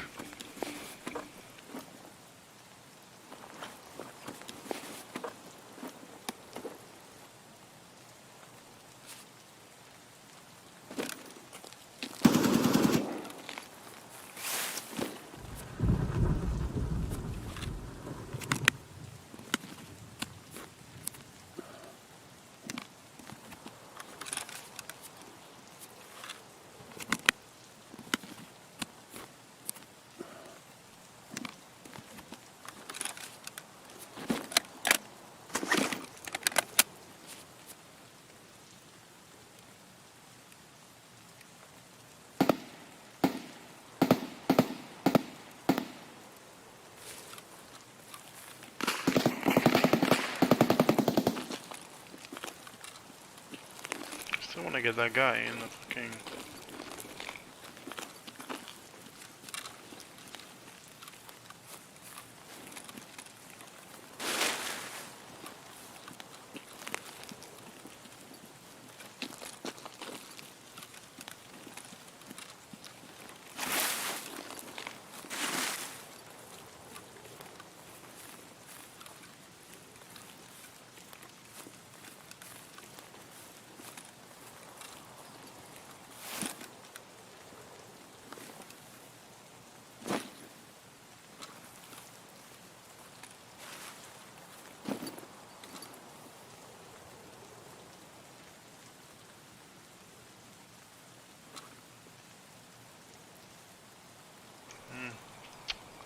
Now I don't know what to do again.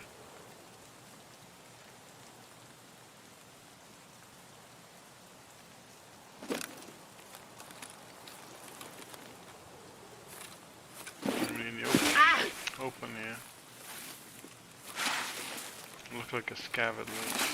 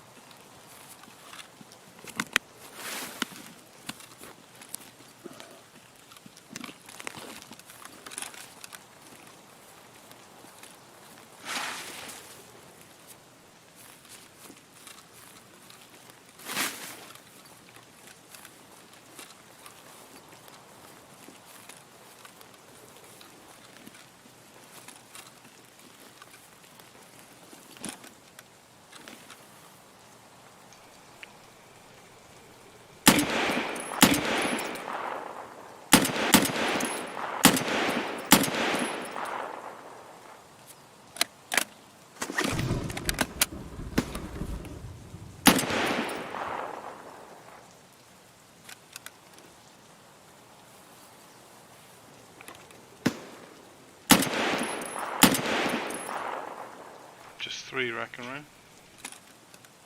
Oh no.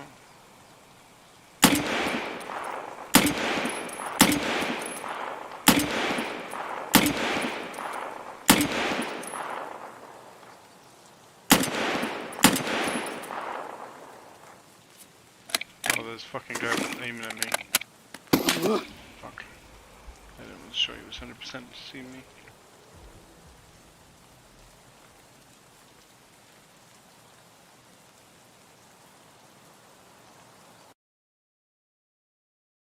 That's my problem. I couldn't find a single fucking person. The ones I killed ended up just being fucking raiders. And player scavs. So many player scavs on that map. Way too many.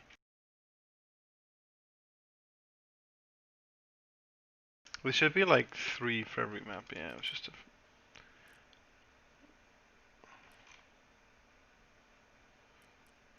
People would spend forever trying to queue then, I guess. Well, make more people play the fucking game, wouldn't it?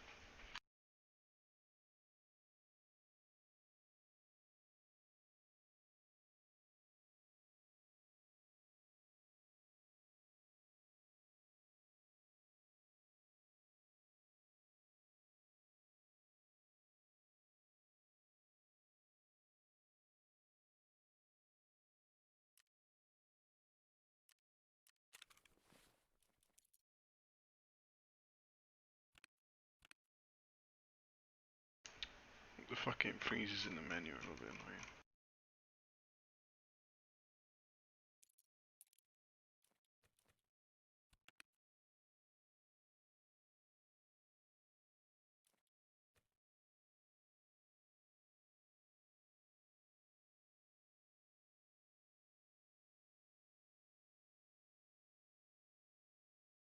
But not as annoying as this fucking mosquito where everyone fucking keeps...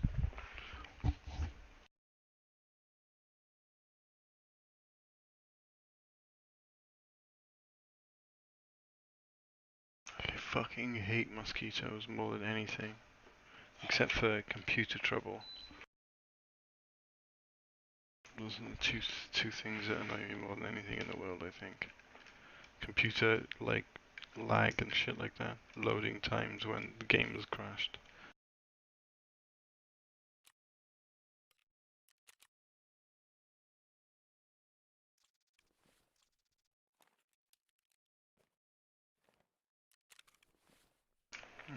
So I guess I didn't get the gun back off that run.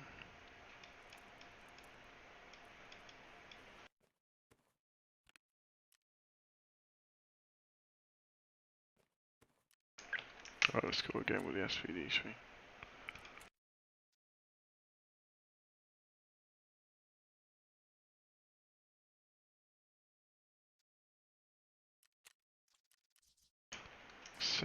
$65k, that's actually super cheap.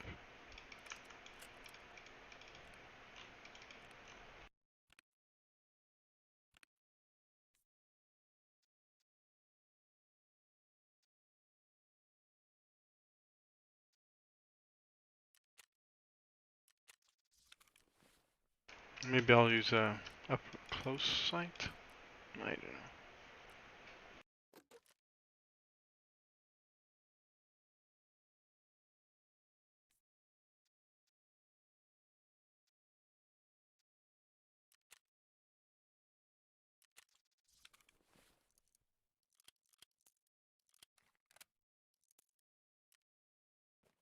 So how would I put a reflex sight on it? Or one of these sights, On the SVD. Yeah.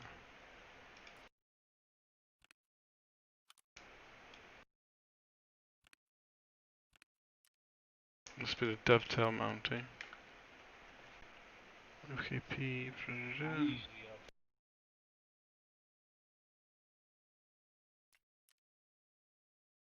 Yeah, but I'm mostly at range. I guess I could just use a fucking regular sight and just take it into customs or whatever.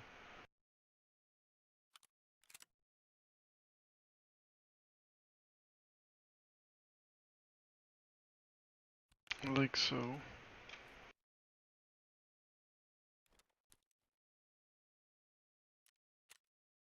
Don't need on customs, just kills. And I need scav kills and also need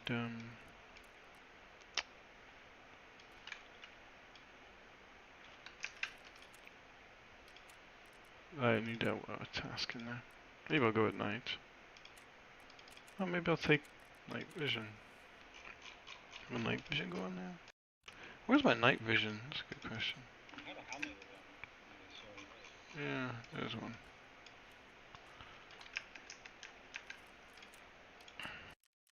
Maybe at first night vision raid, except for the ones which I've actually killed the people who've had the night vision taken in, used it in the raid. Apart from that, it'll be my first raid. Oh, is this a good one for night vision though? This... It's not, is it? The optic.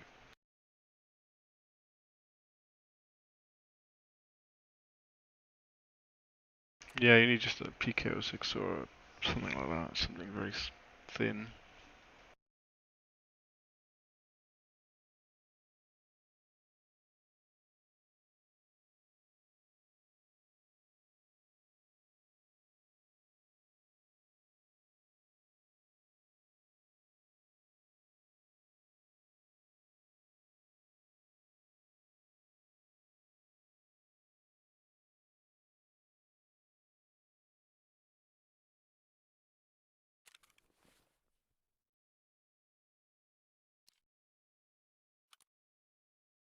It's just too bright, I think, for that particular purpose.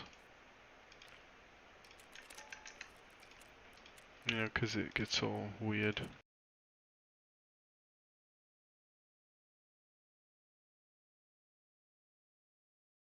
Just 2 more kills and I could never use this gun ever again until the next wipe.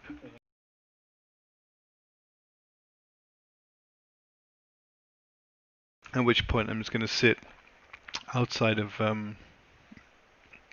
upstream in the same place. Just wait for something to, like, to come through a door or something.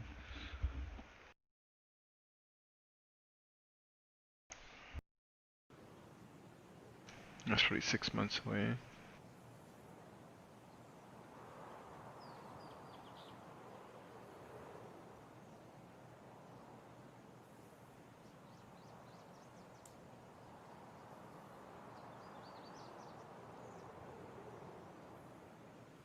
So the mission this round is kill scavs and get the docks.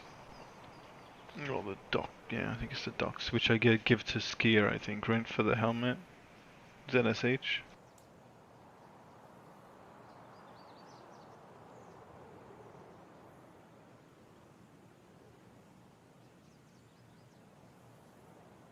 Yeah, I think you give it to Skier.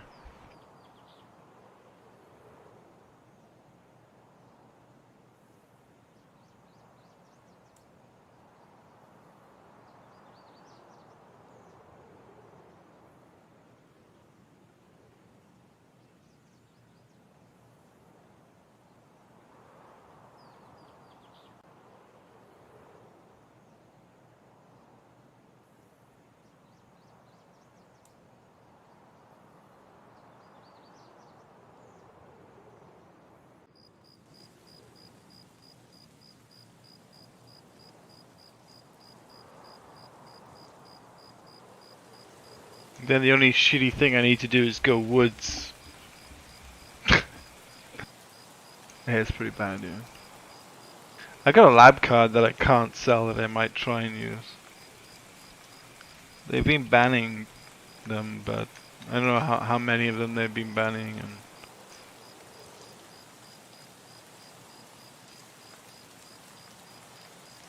yeah.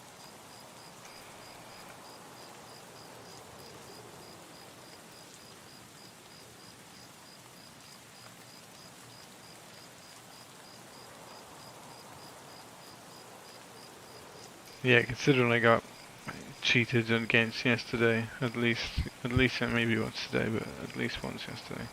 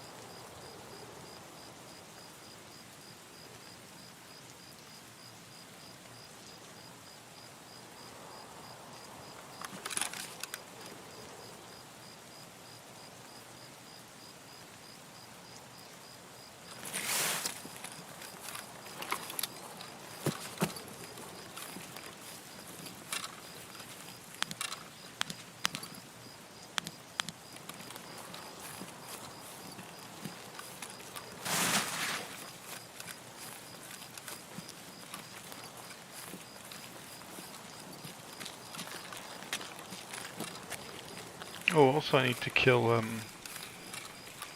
Roshala and take his gun.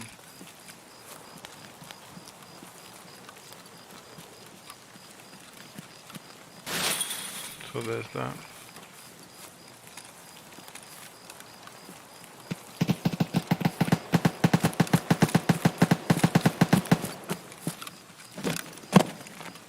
Hmm?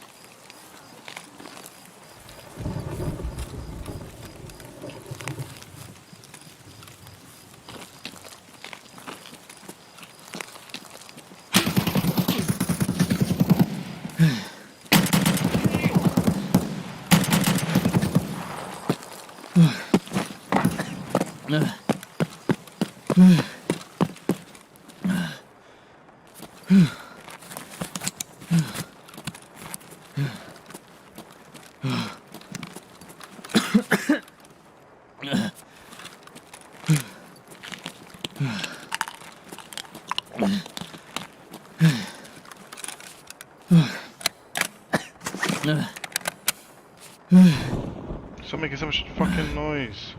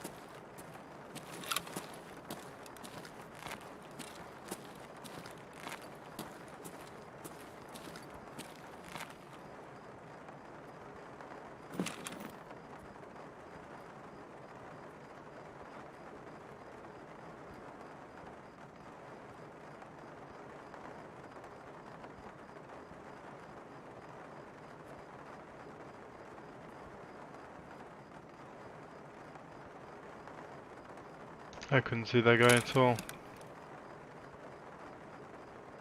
Which is a little bit annoying because I got fucking night vision on.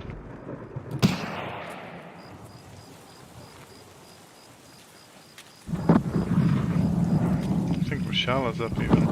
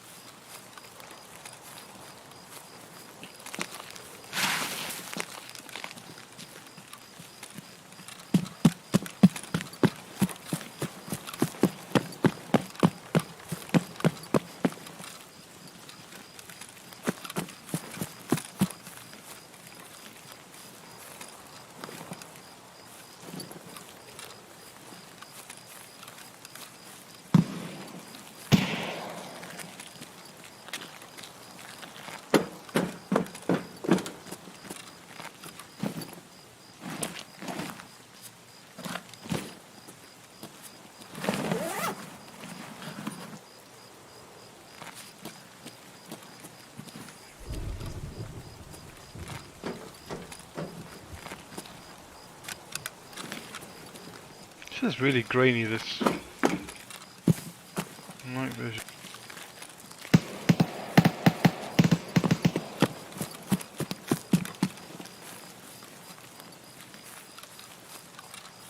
Maybe it's because I got painkillers on.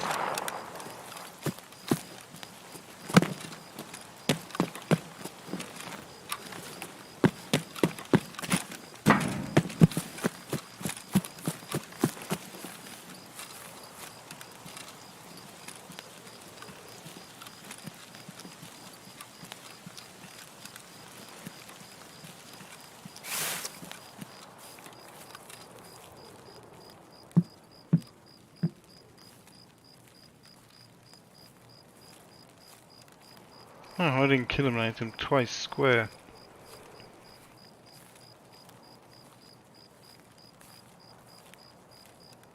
I'm full hit points.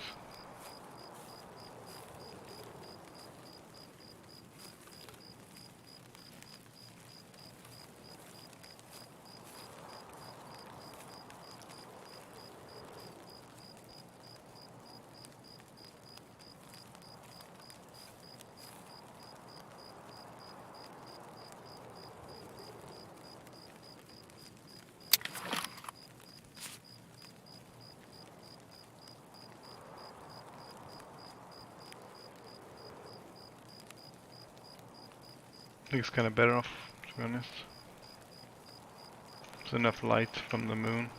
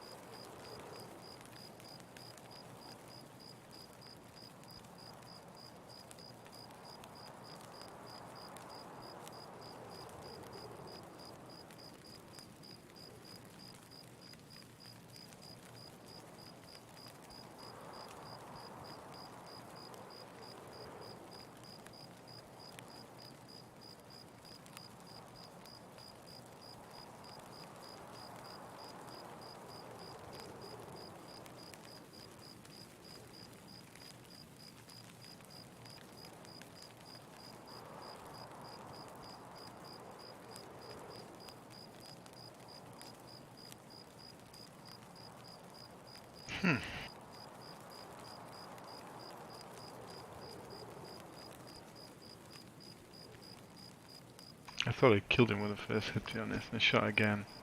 And I moved over to the left and he was already running right.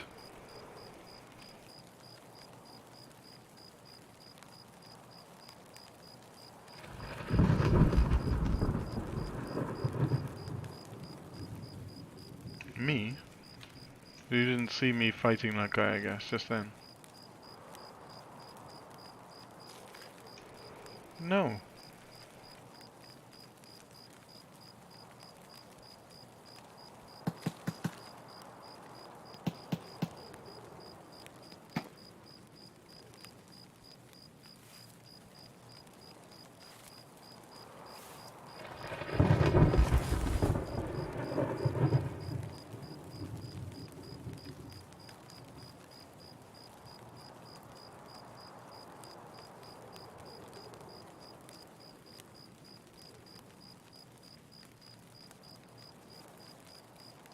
Where is he?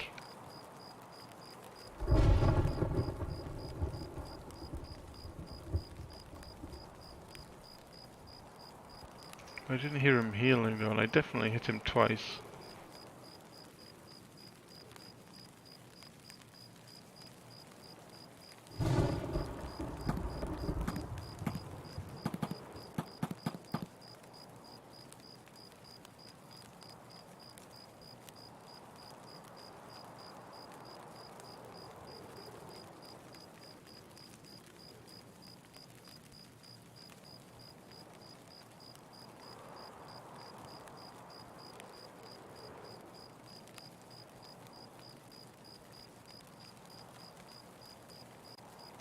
Did he go in there?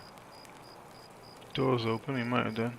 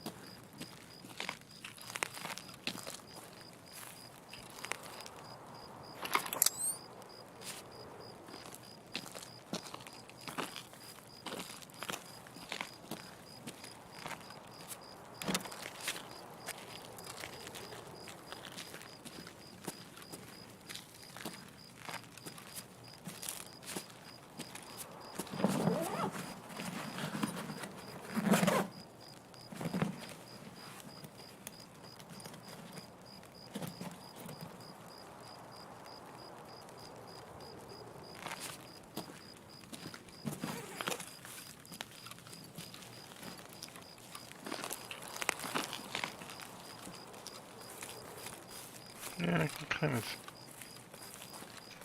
It's not as clear, but it's more detailed. If you know what I mean.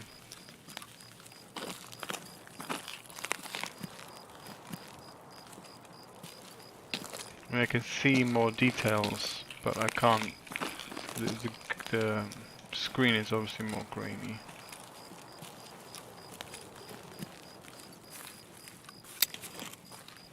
Like, I can't see shit really, to be honest with that, in the dark.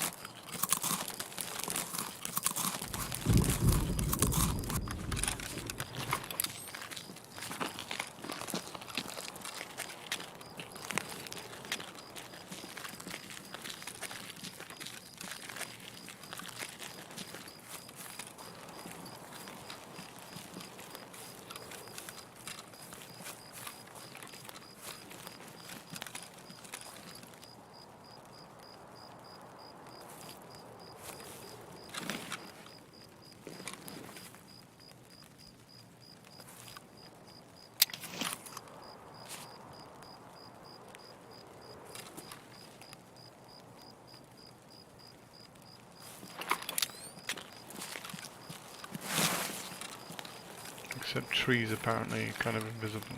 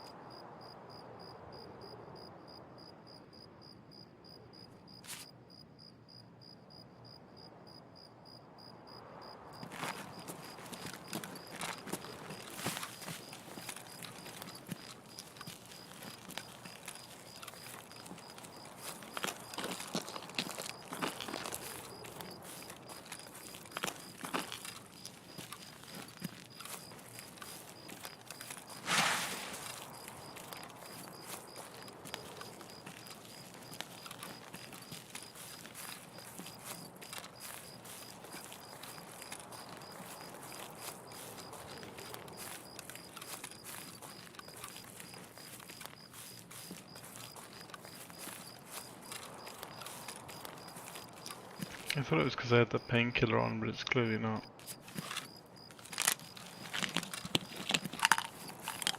Oh, yeah, it's actually a little bit worse than the painkiller.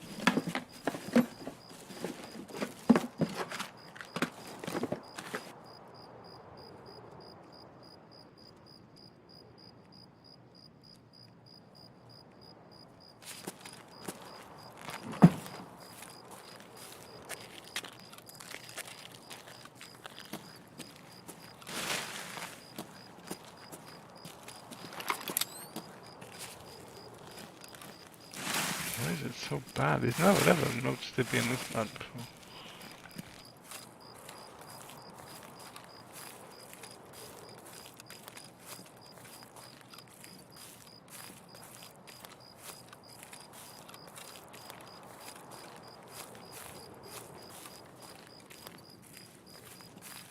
That stream's HD.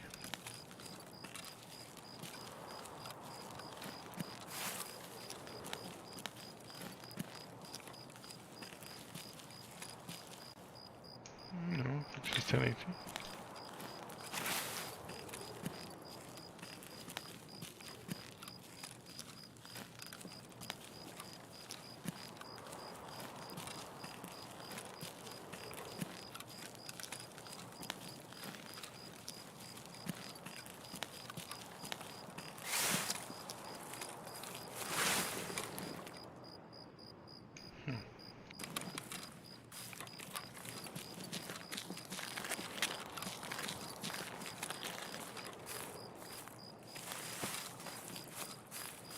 Holy shit, I can't see anything.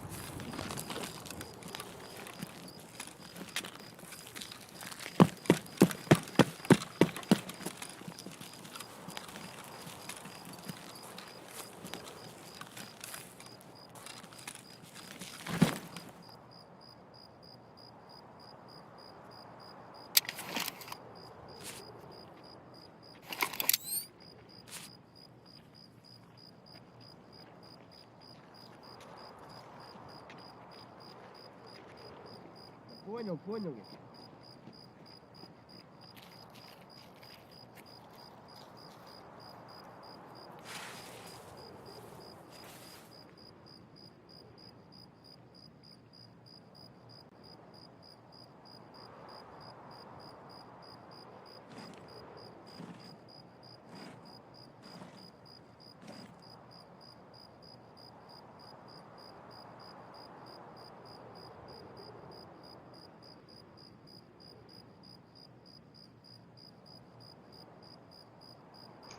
Somebody got out in dorms. I don't know if it was the person who was just firing.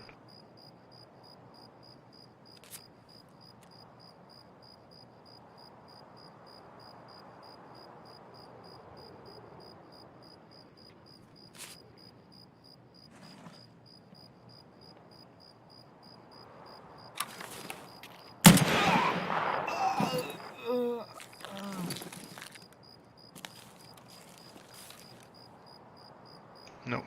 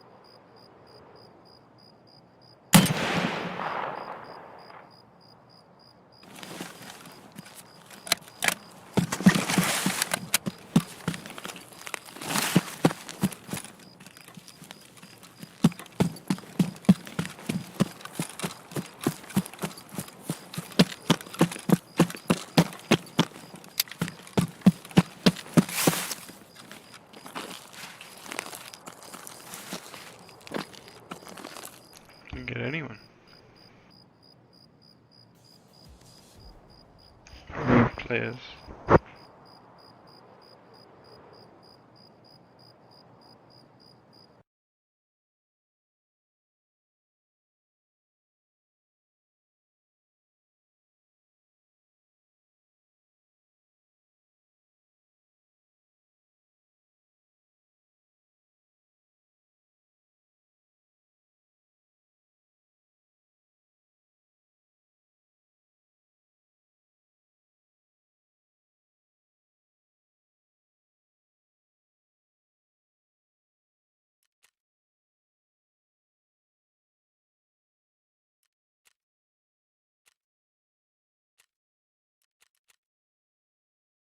Yeah.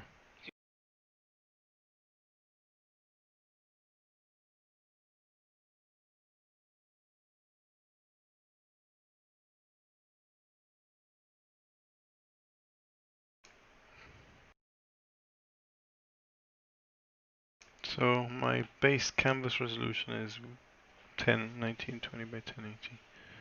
It's scaled down to 1280 by 720.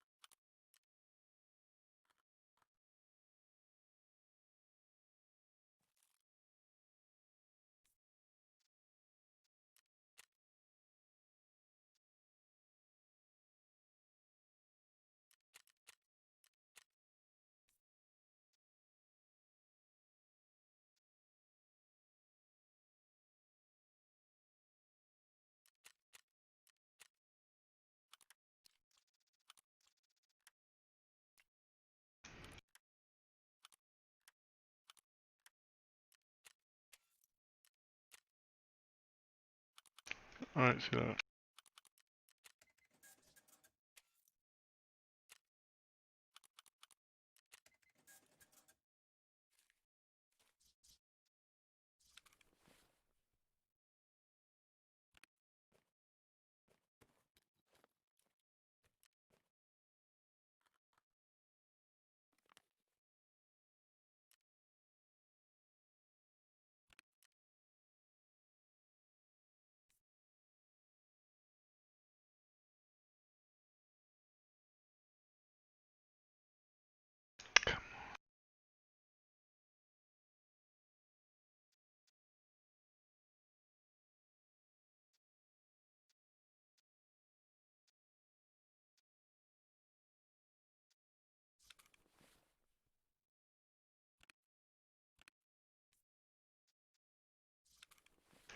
Let's just drink it.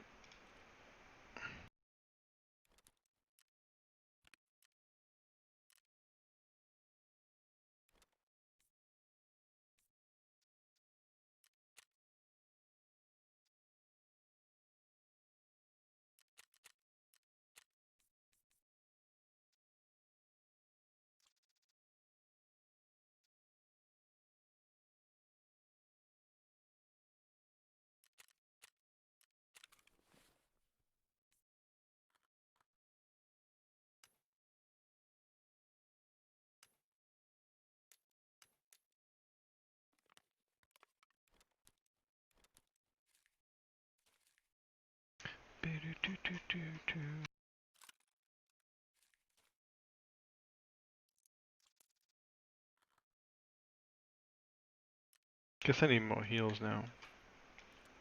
Because of that.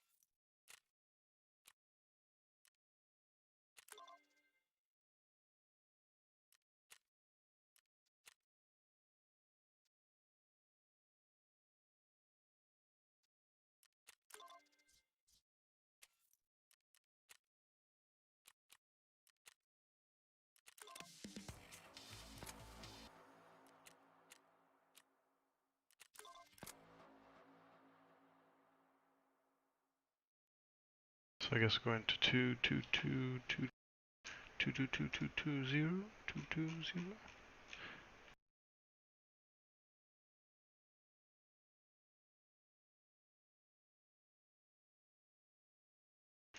That's where we're going. It is in 3-story domes.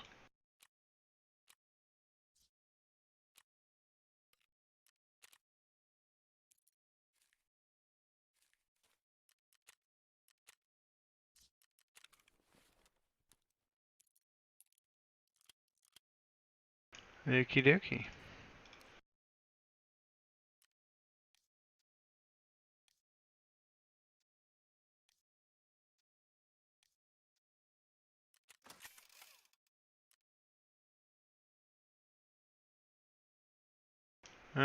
Guess we just go back in.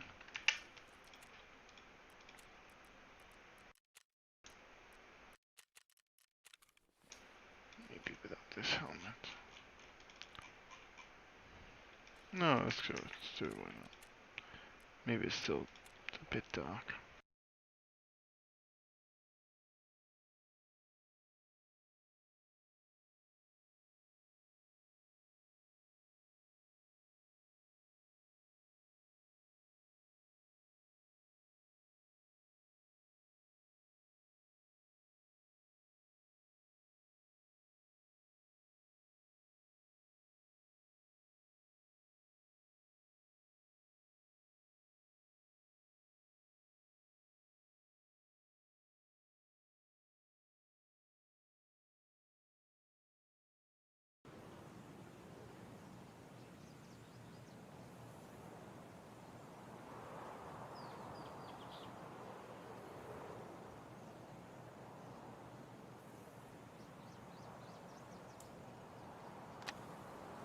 Well, howdy there, Internet people, it's Bo again. Starting off tonight with a story so we can head some stuff off in the comments section from the Second Amendment crowd. Okay, so 10, 15 years ago, something like that, I was at the range. When I was at the range during this period of my life, I was angry. I was not having a good day. This was range therapy for me.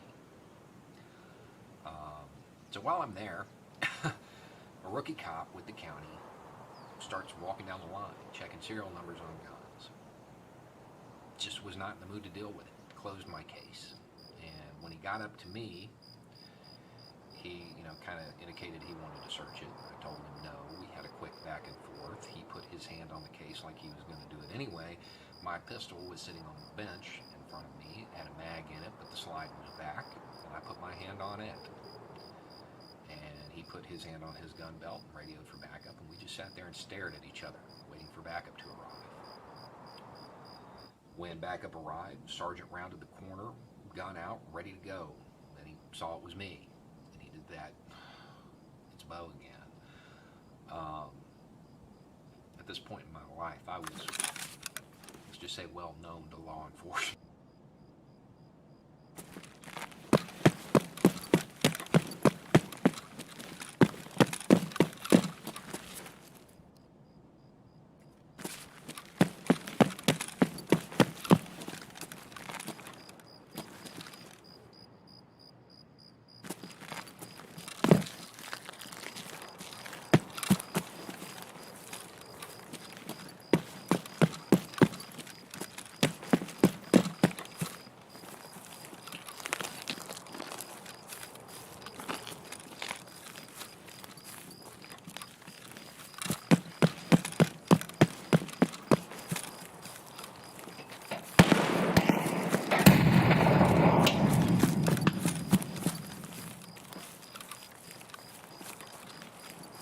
Should have kept that fucking...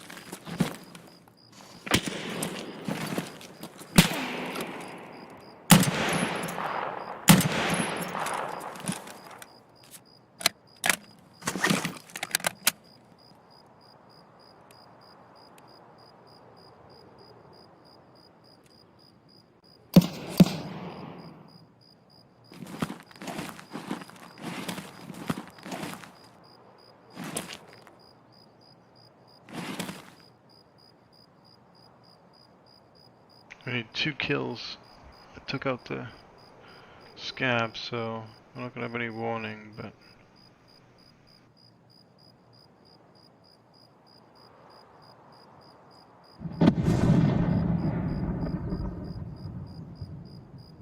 It's gotta be scab, boss.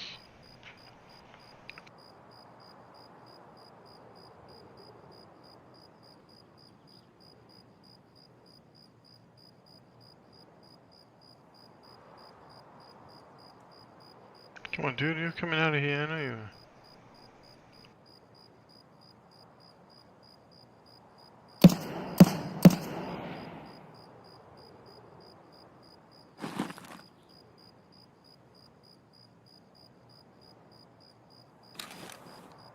Come on, pistol kid.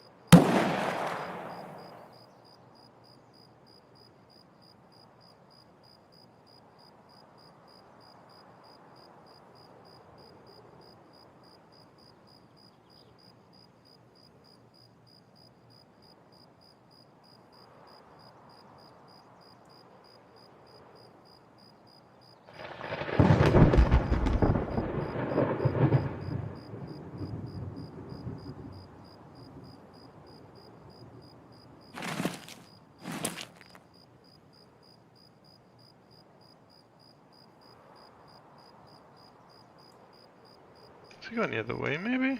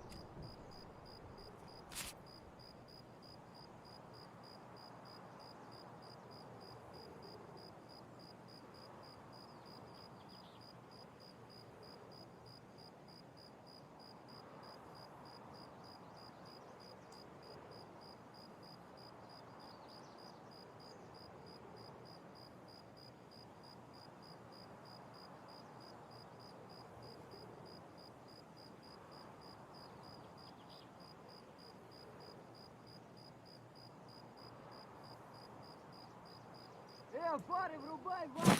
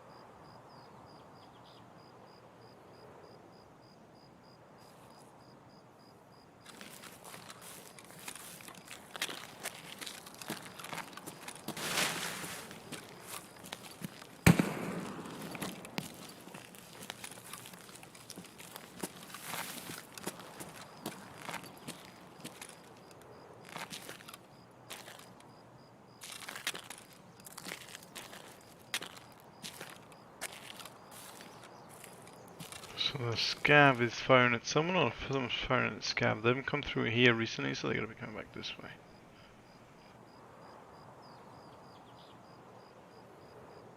If they are coming back this way, then we get the kill and get out. We get the kill and we go to the Th3 story.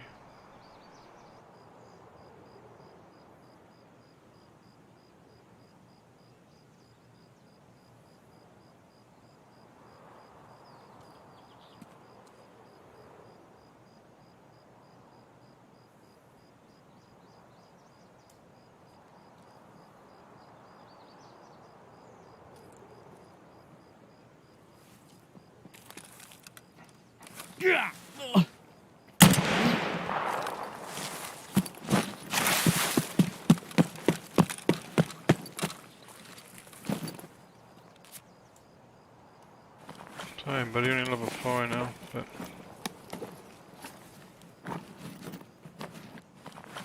I didn't know that when I killed you. Not that it would have made any difference.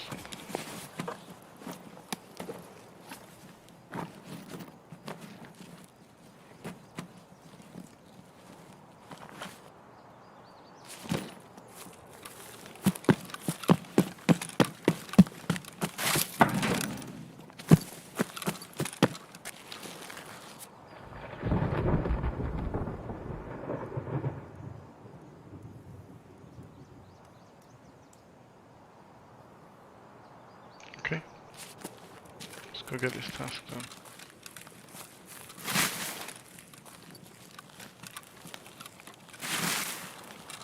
We gotta go 3 stories, so we better go back and then around.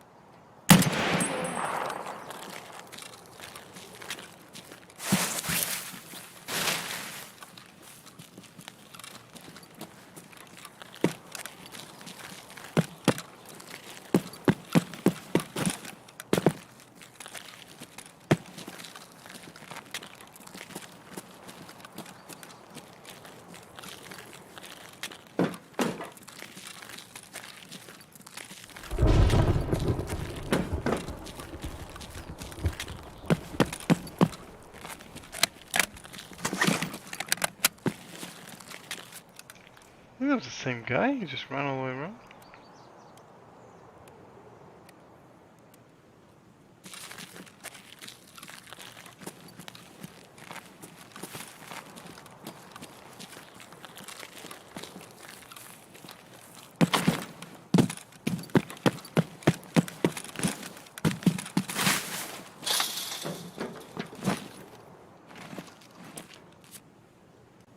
Could have been.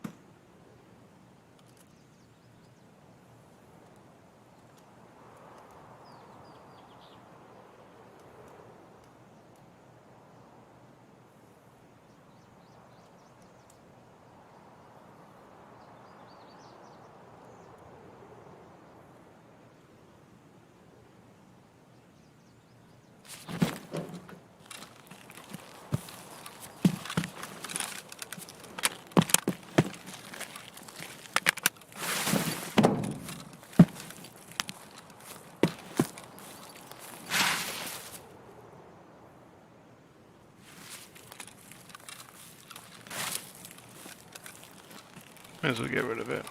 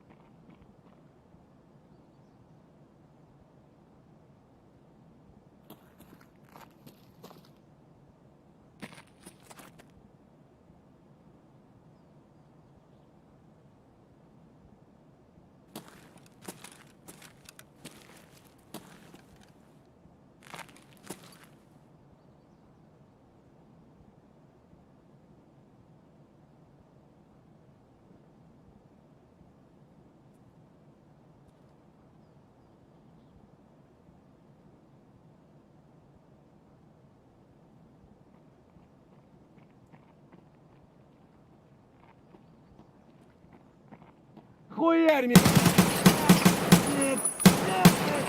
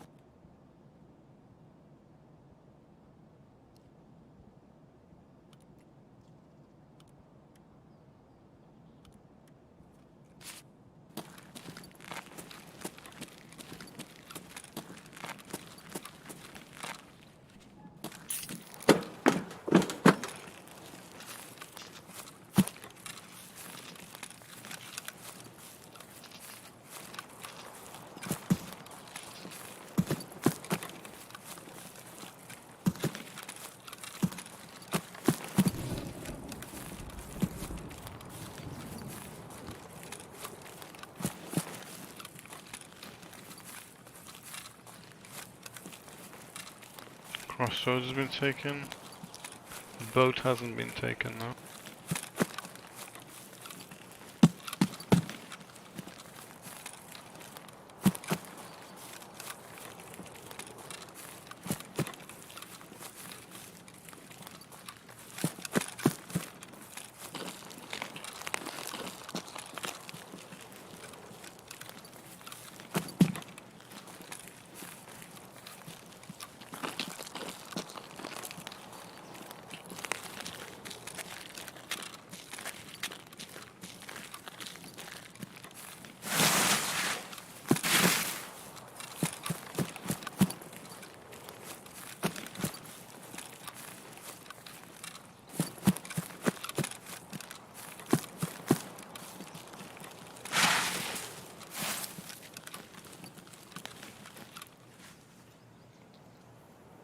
Разумел.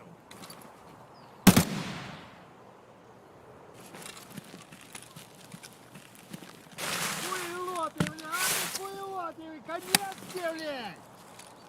Опять тебе, служивый!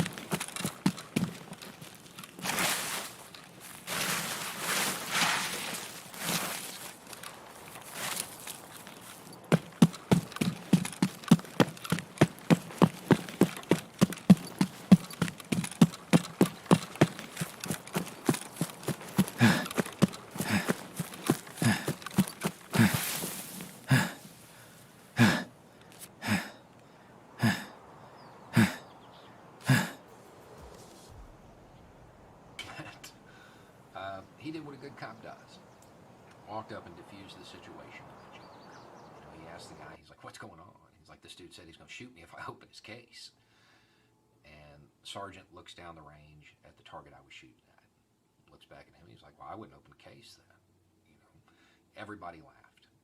The rookie cop got a talking to explaining that he can't do this. And then the sergeant turned to me and explained that I should know better. At the end of the day, nobody got shot, and my case didn't get searched. What if I had been black? You wouldn't be hearing this story right now. Man killed at range. Okay.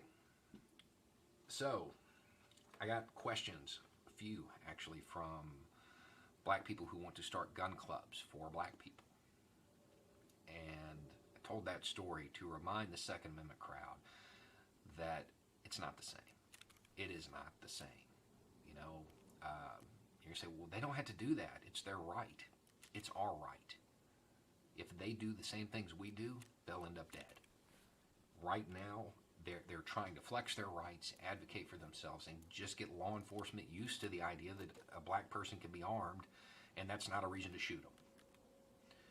So you can talk about the Constitution all you want, but if they have a bad encounter, the only use of the Constitution would be to pack the wound. It's not going to stop the bullets. It's very easy for us to be ideological purists when we're not going to be the ones getting shot. Okay, so now on to the actual advice. All right. Took me so long to respond to these questions, guys, because it's a lot more complicated than I thought at first. You've got to get the rules of engagement established. Sadly, you don't get to determine them. The cops do. And they may not tell you what they are. That's the first thing you have to fix. Get your club together, get your group of guys together, whatever, hold an event. And if you can, make it open carry, even though I normally don't like open carry events. And get the top law enforcement official in your jurisdiction there. Tell him whatever you have to get him there. He's going to talk about gun safety. He's going to meet voters. Whatever it takes, you get him there. While he's there, you let him talk about whatever it is he wants to. And you ask him directly, what is the preferred thing that law enforcement wants us to do during a traffic stop or getting stopped on the street while carrying? And you get that on video and you put it online. You get those rules of engagement set. Then whatever it is, do it. I know it's not right. I know it isn't right. But you're trying to expand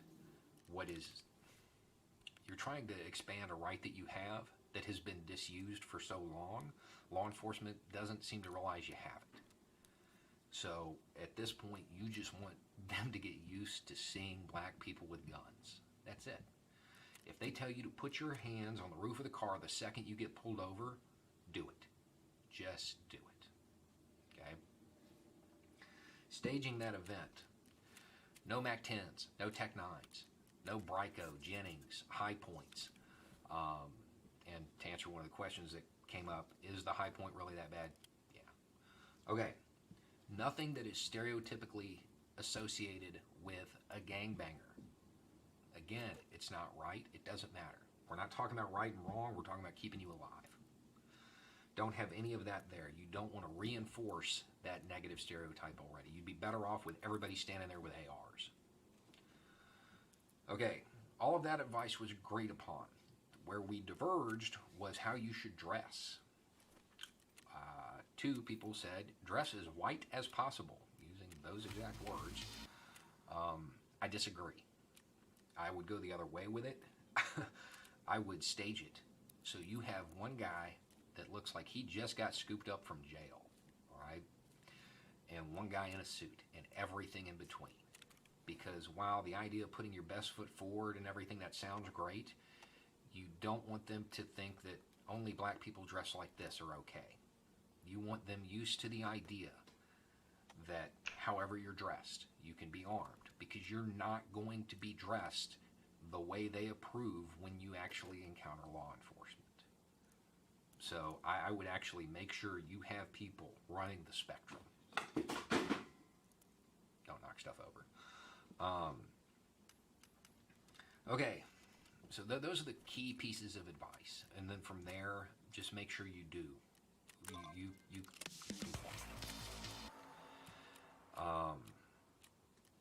not advice I ever thought I'd give, but anyway, for what you're doing, you want to set the example for law enforcement that they can have an encounter with an armed black person and survive. Because even though it's not true, they've bought into their own propaganda and they're terrified. Okay, so now on to the more specific questions that were in these. Do we need to standardize? This was for the guy setting up the community defense stuff. Probably not. The Army does it because logistically it's easier to ship one type of ammo, one type of magazines, than it is for them to ship a bunch. In your situation, you should have 6 mags for your rifle. If you burn through 180 rounds during a community defense situation, the ability to exchange magazines with the buddy is probably not going to matter. I mean, that's a lot of ammo, especially when you're talking about a group, because it's 180 times however many people you have. AR or AK doesn't matter. I know that's a hot debate in the gun crowd. It does not matter. The AR is a little bit more accurate at a little bit further range that you'll probably never shoot it at anyway. The AK is a little bit easier to maintain and a little bit more reliable. But in the modern versions of both of these,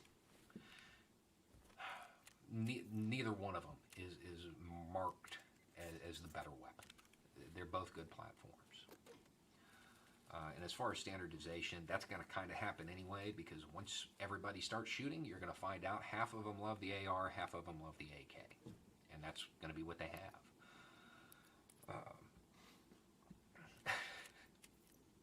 Why does every white person I meet tell me I should buy a 1911? It only holds 8 shots. It's like they're trying to make sure we're outgunned. Okay, the 1911 is it holds a special place in white people's hearts.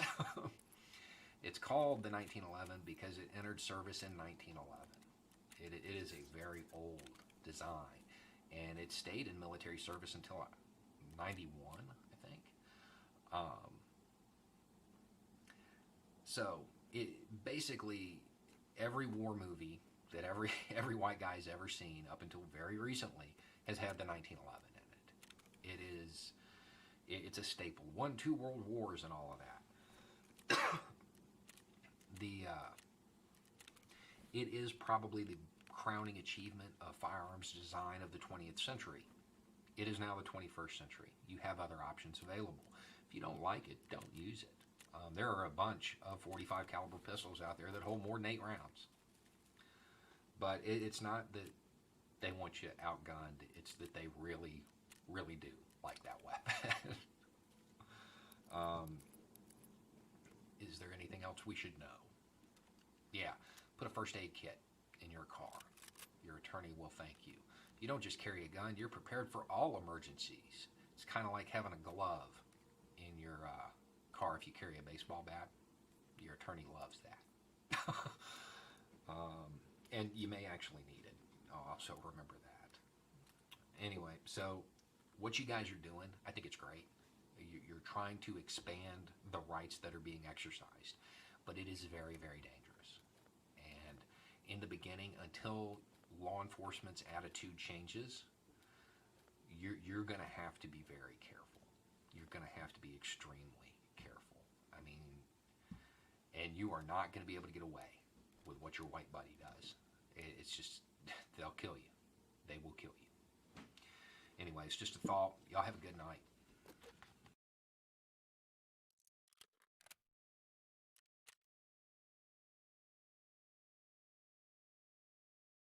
You guys, this is our last episode of the cycle, okay? I just want to let you guys know, okay?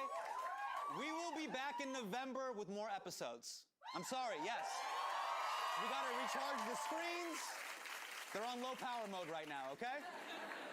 So tonight, we are talking about the real-life inspiration for the show Cops. Cops. Now, this year marks a grim anniversary of 3 infamous deaths at the hands of the police. 5 years ago today, Michael Brown, an unarmed black man, was fatally shot during a scuffle with a white police officer in Ferguson, Missouri. Van Dyke, who is white, shot 17-year-old Laquan McDonald 5 years ago. 5 years since Eric Garner's death. 5 years since he was pulled to the ground by a police officer. These killings put a spotlight on the ways police often target and terrorize communities of color. And our country is still grappling with the consequences. Think of all the things we've seen in the past 5 years. I Can't Breathe, Kaepernick, Black Lives Matter, Blue Lives Matter, Jay-Z in the NFL, and the best episode of Blackish. That episode was really good. Now, a lot of these protests were productive, but some weren't.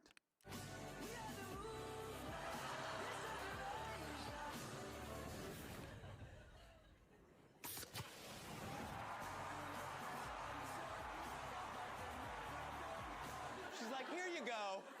Racism solved. That's not an ad for Pepsi. That's an ad for being a rich white girl. Now look, I gotta be real, okay? As a Muslim, I'm afraid of a lot of things. The FBI, the CIA, the NSA, TSA, ICE. Basically, if your agency ends in a vowel, I'm scared of you.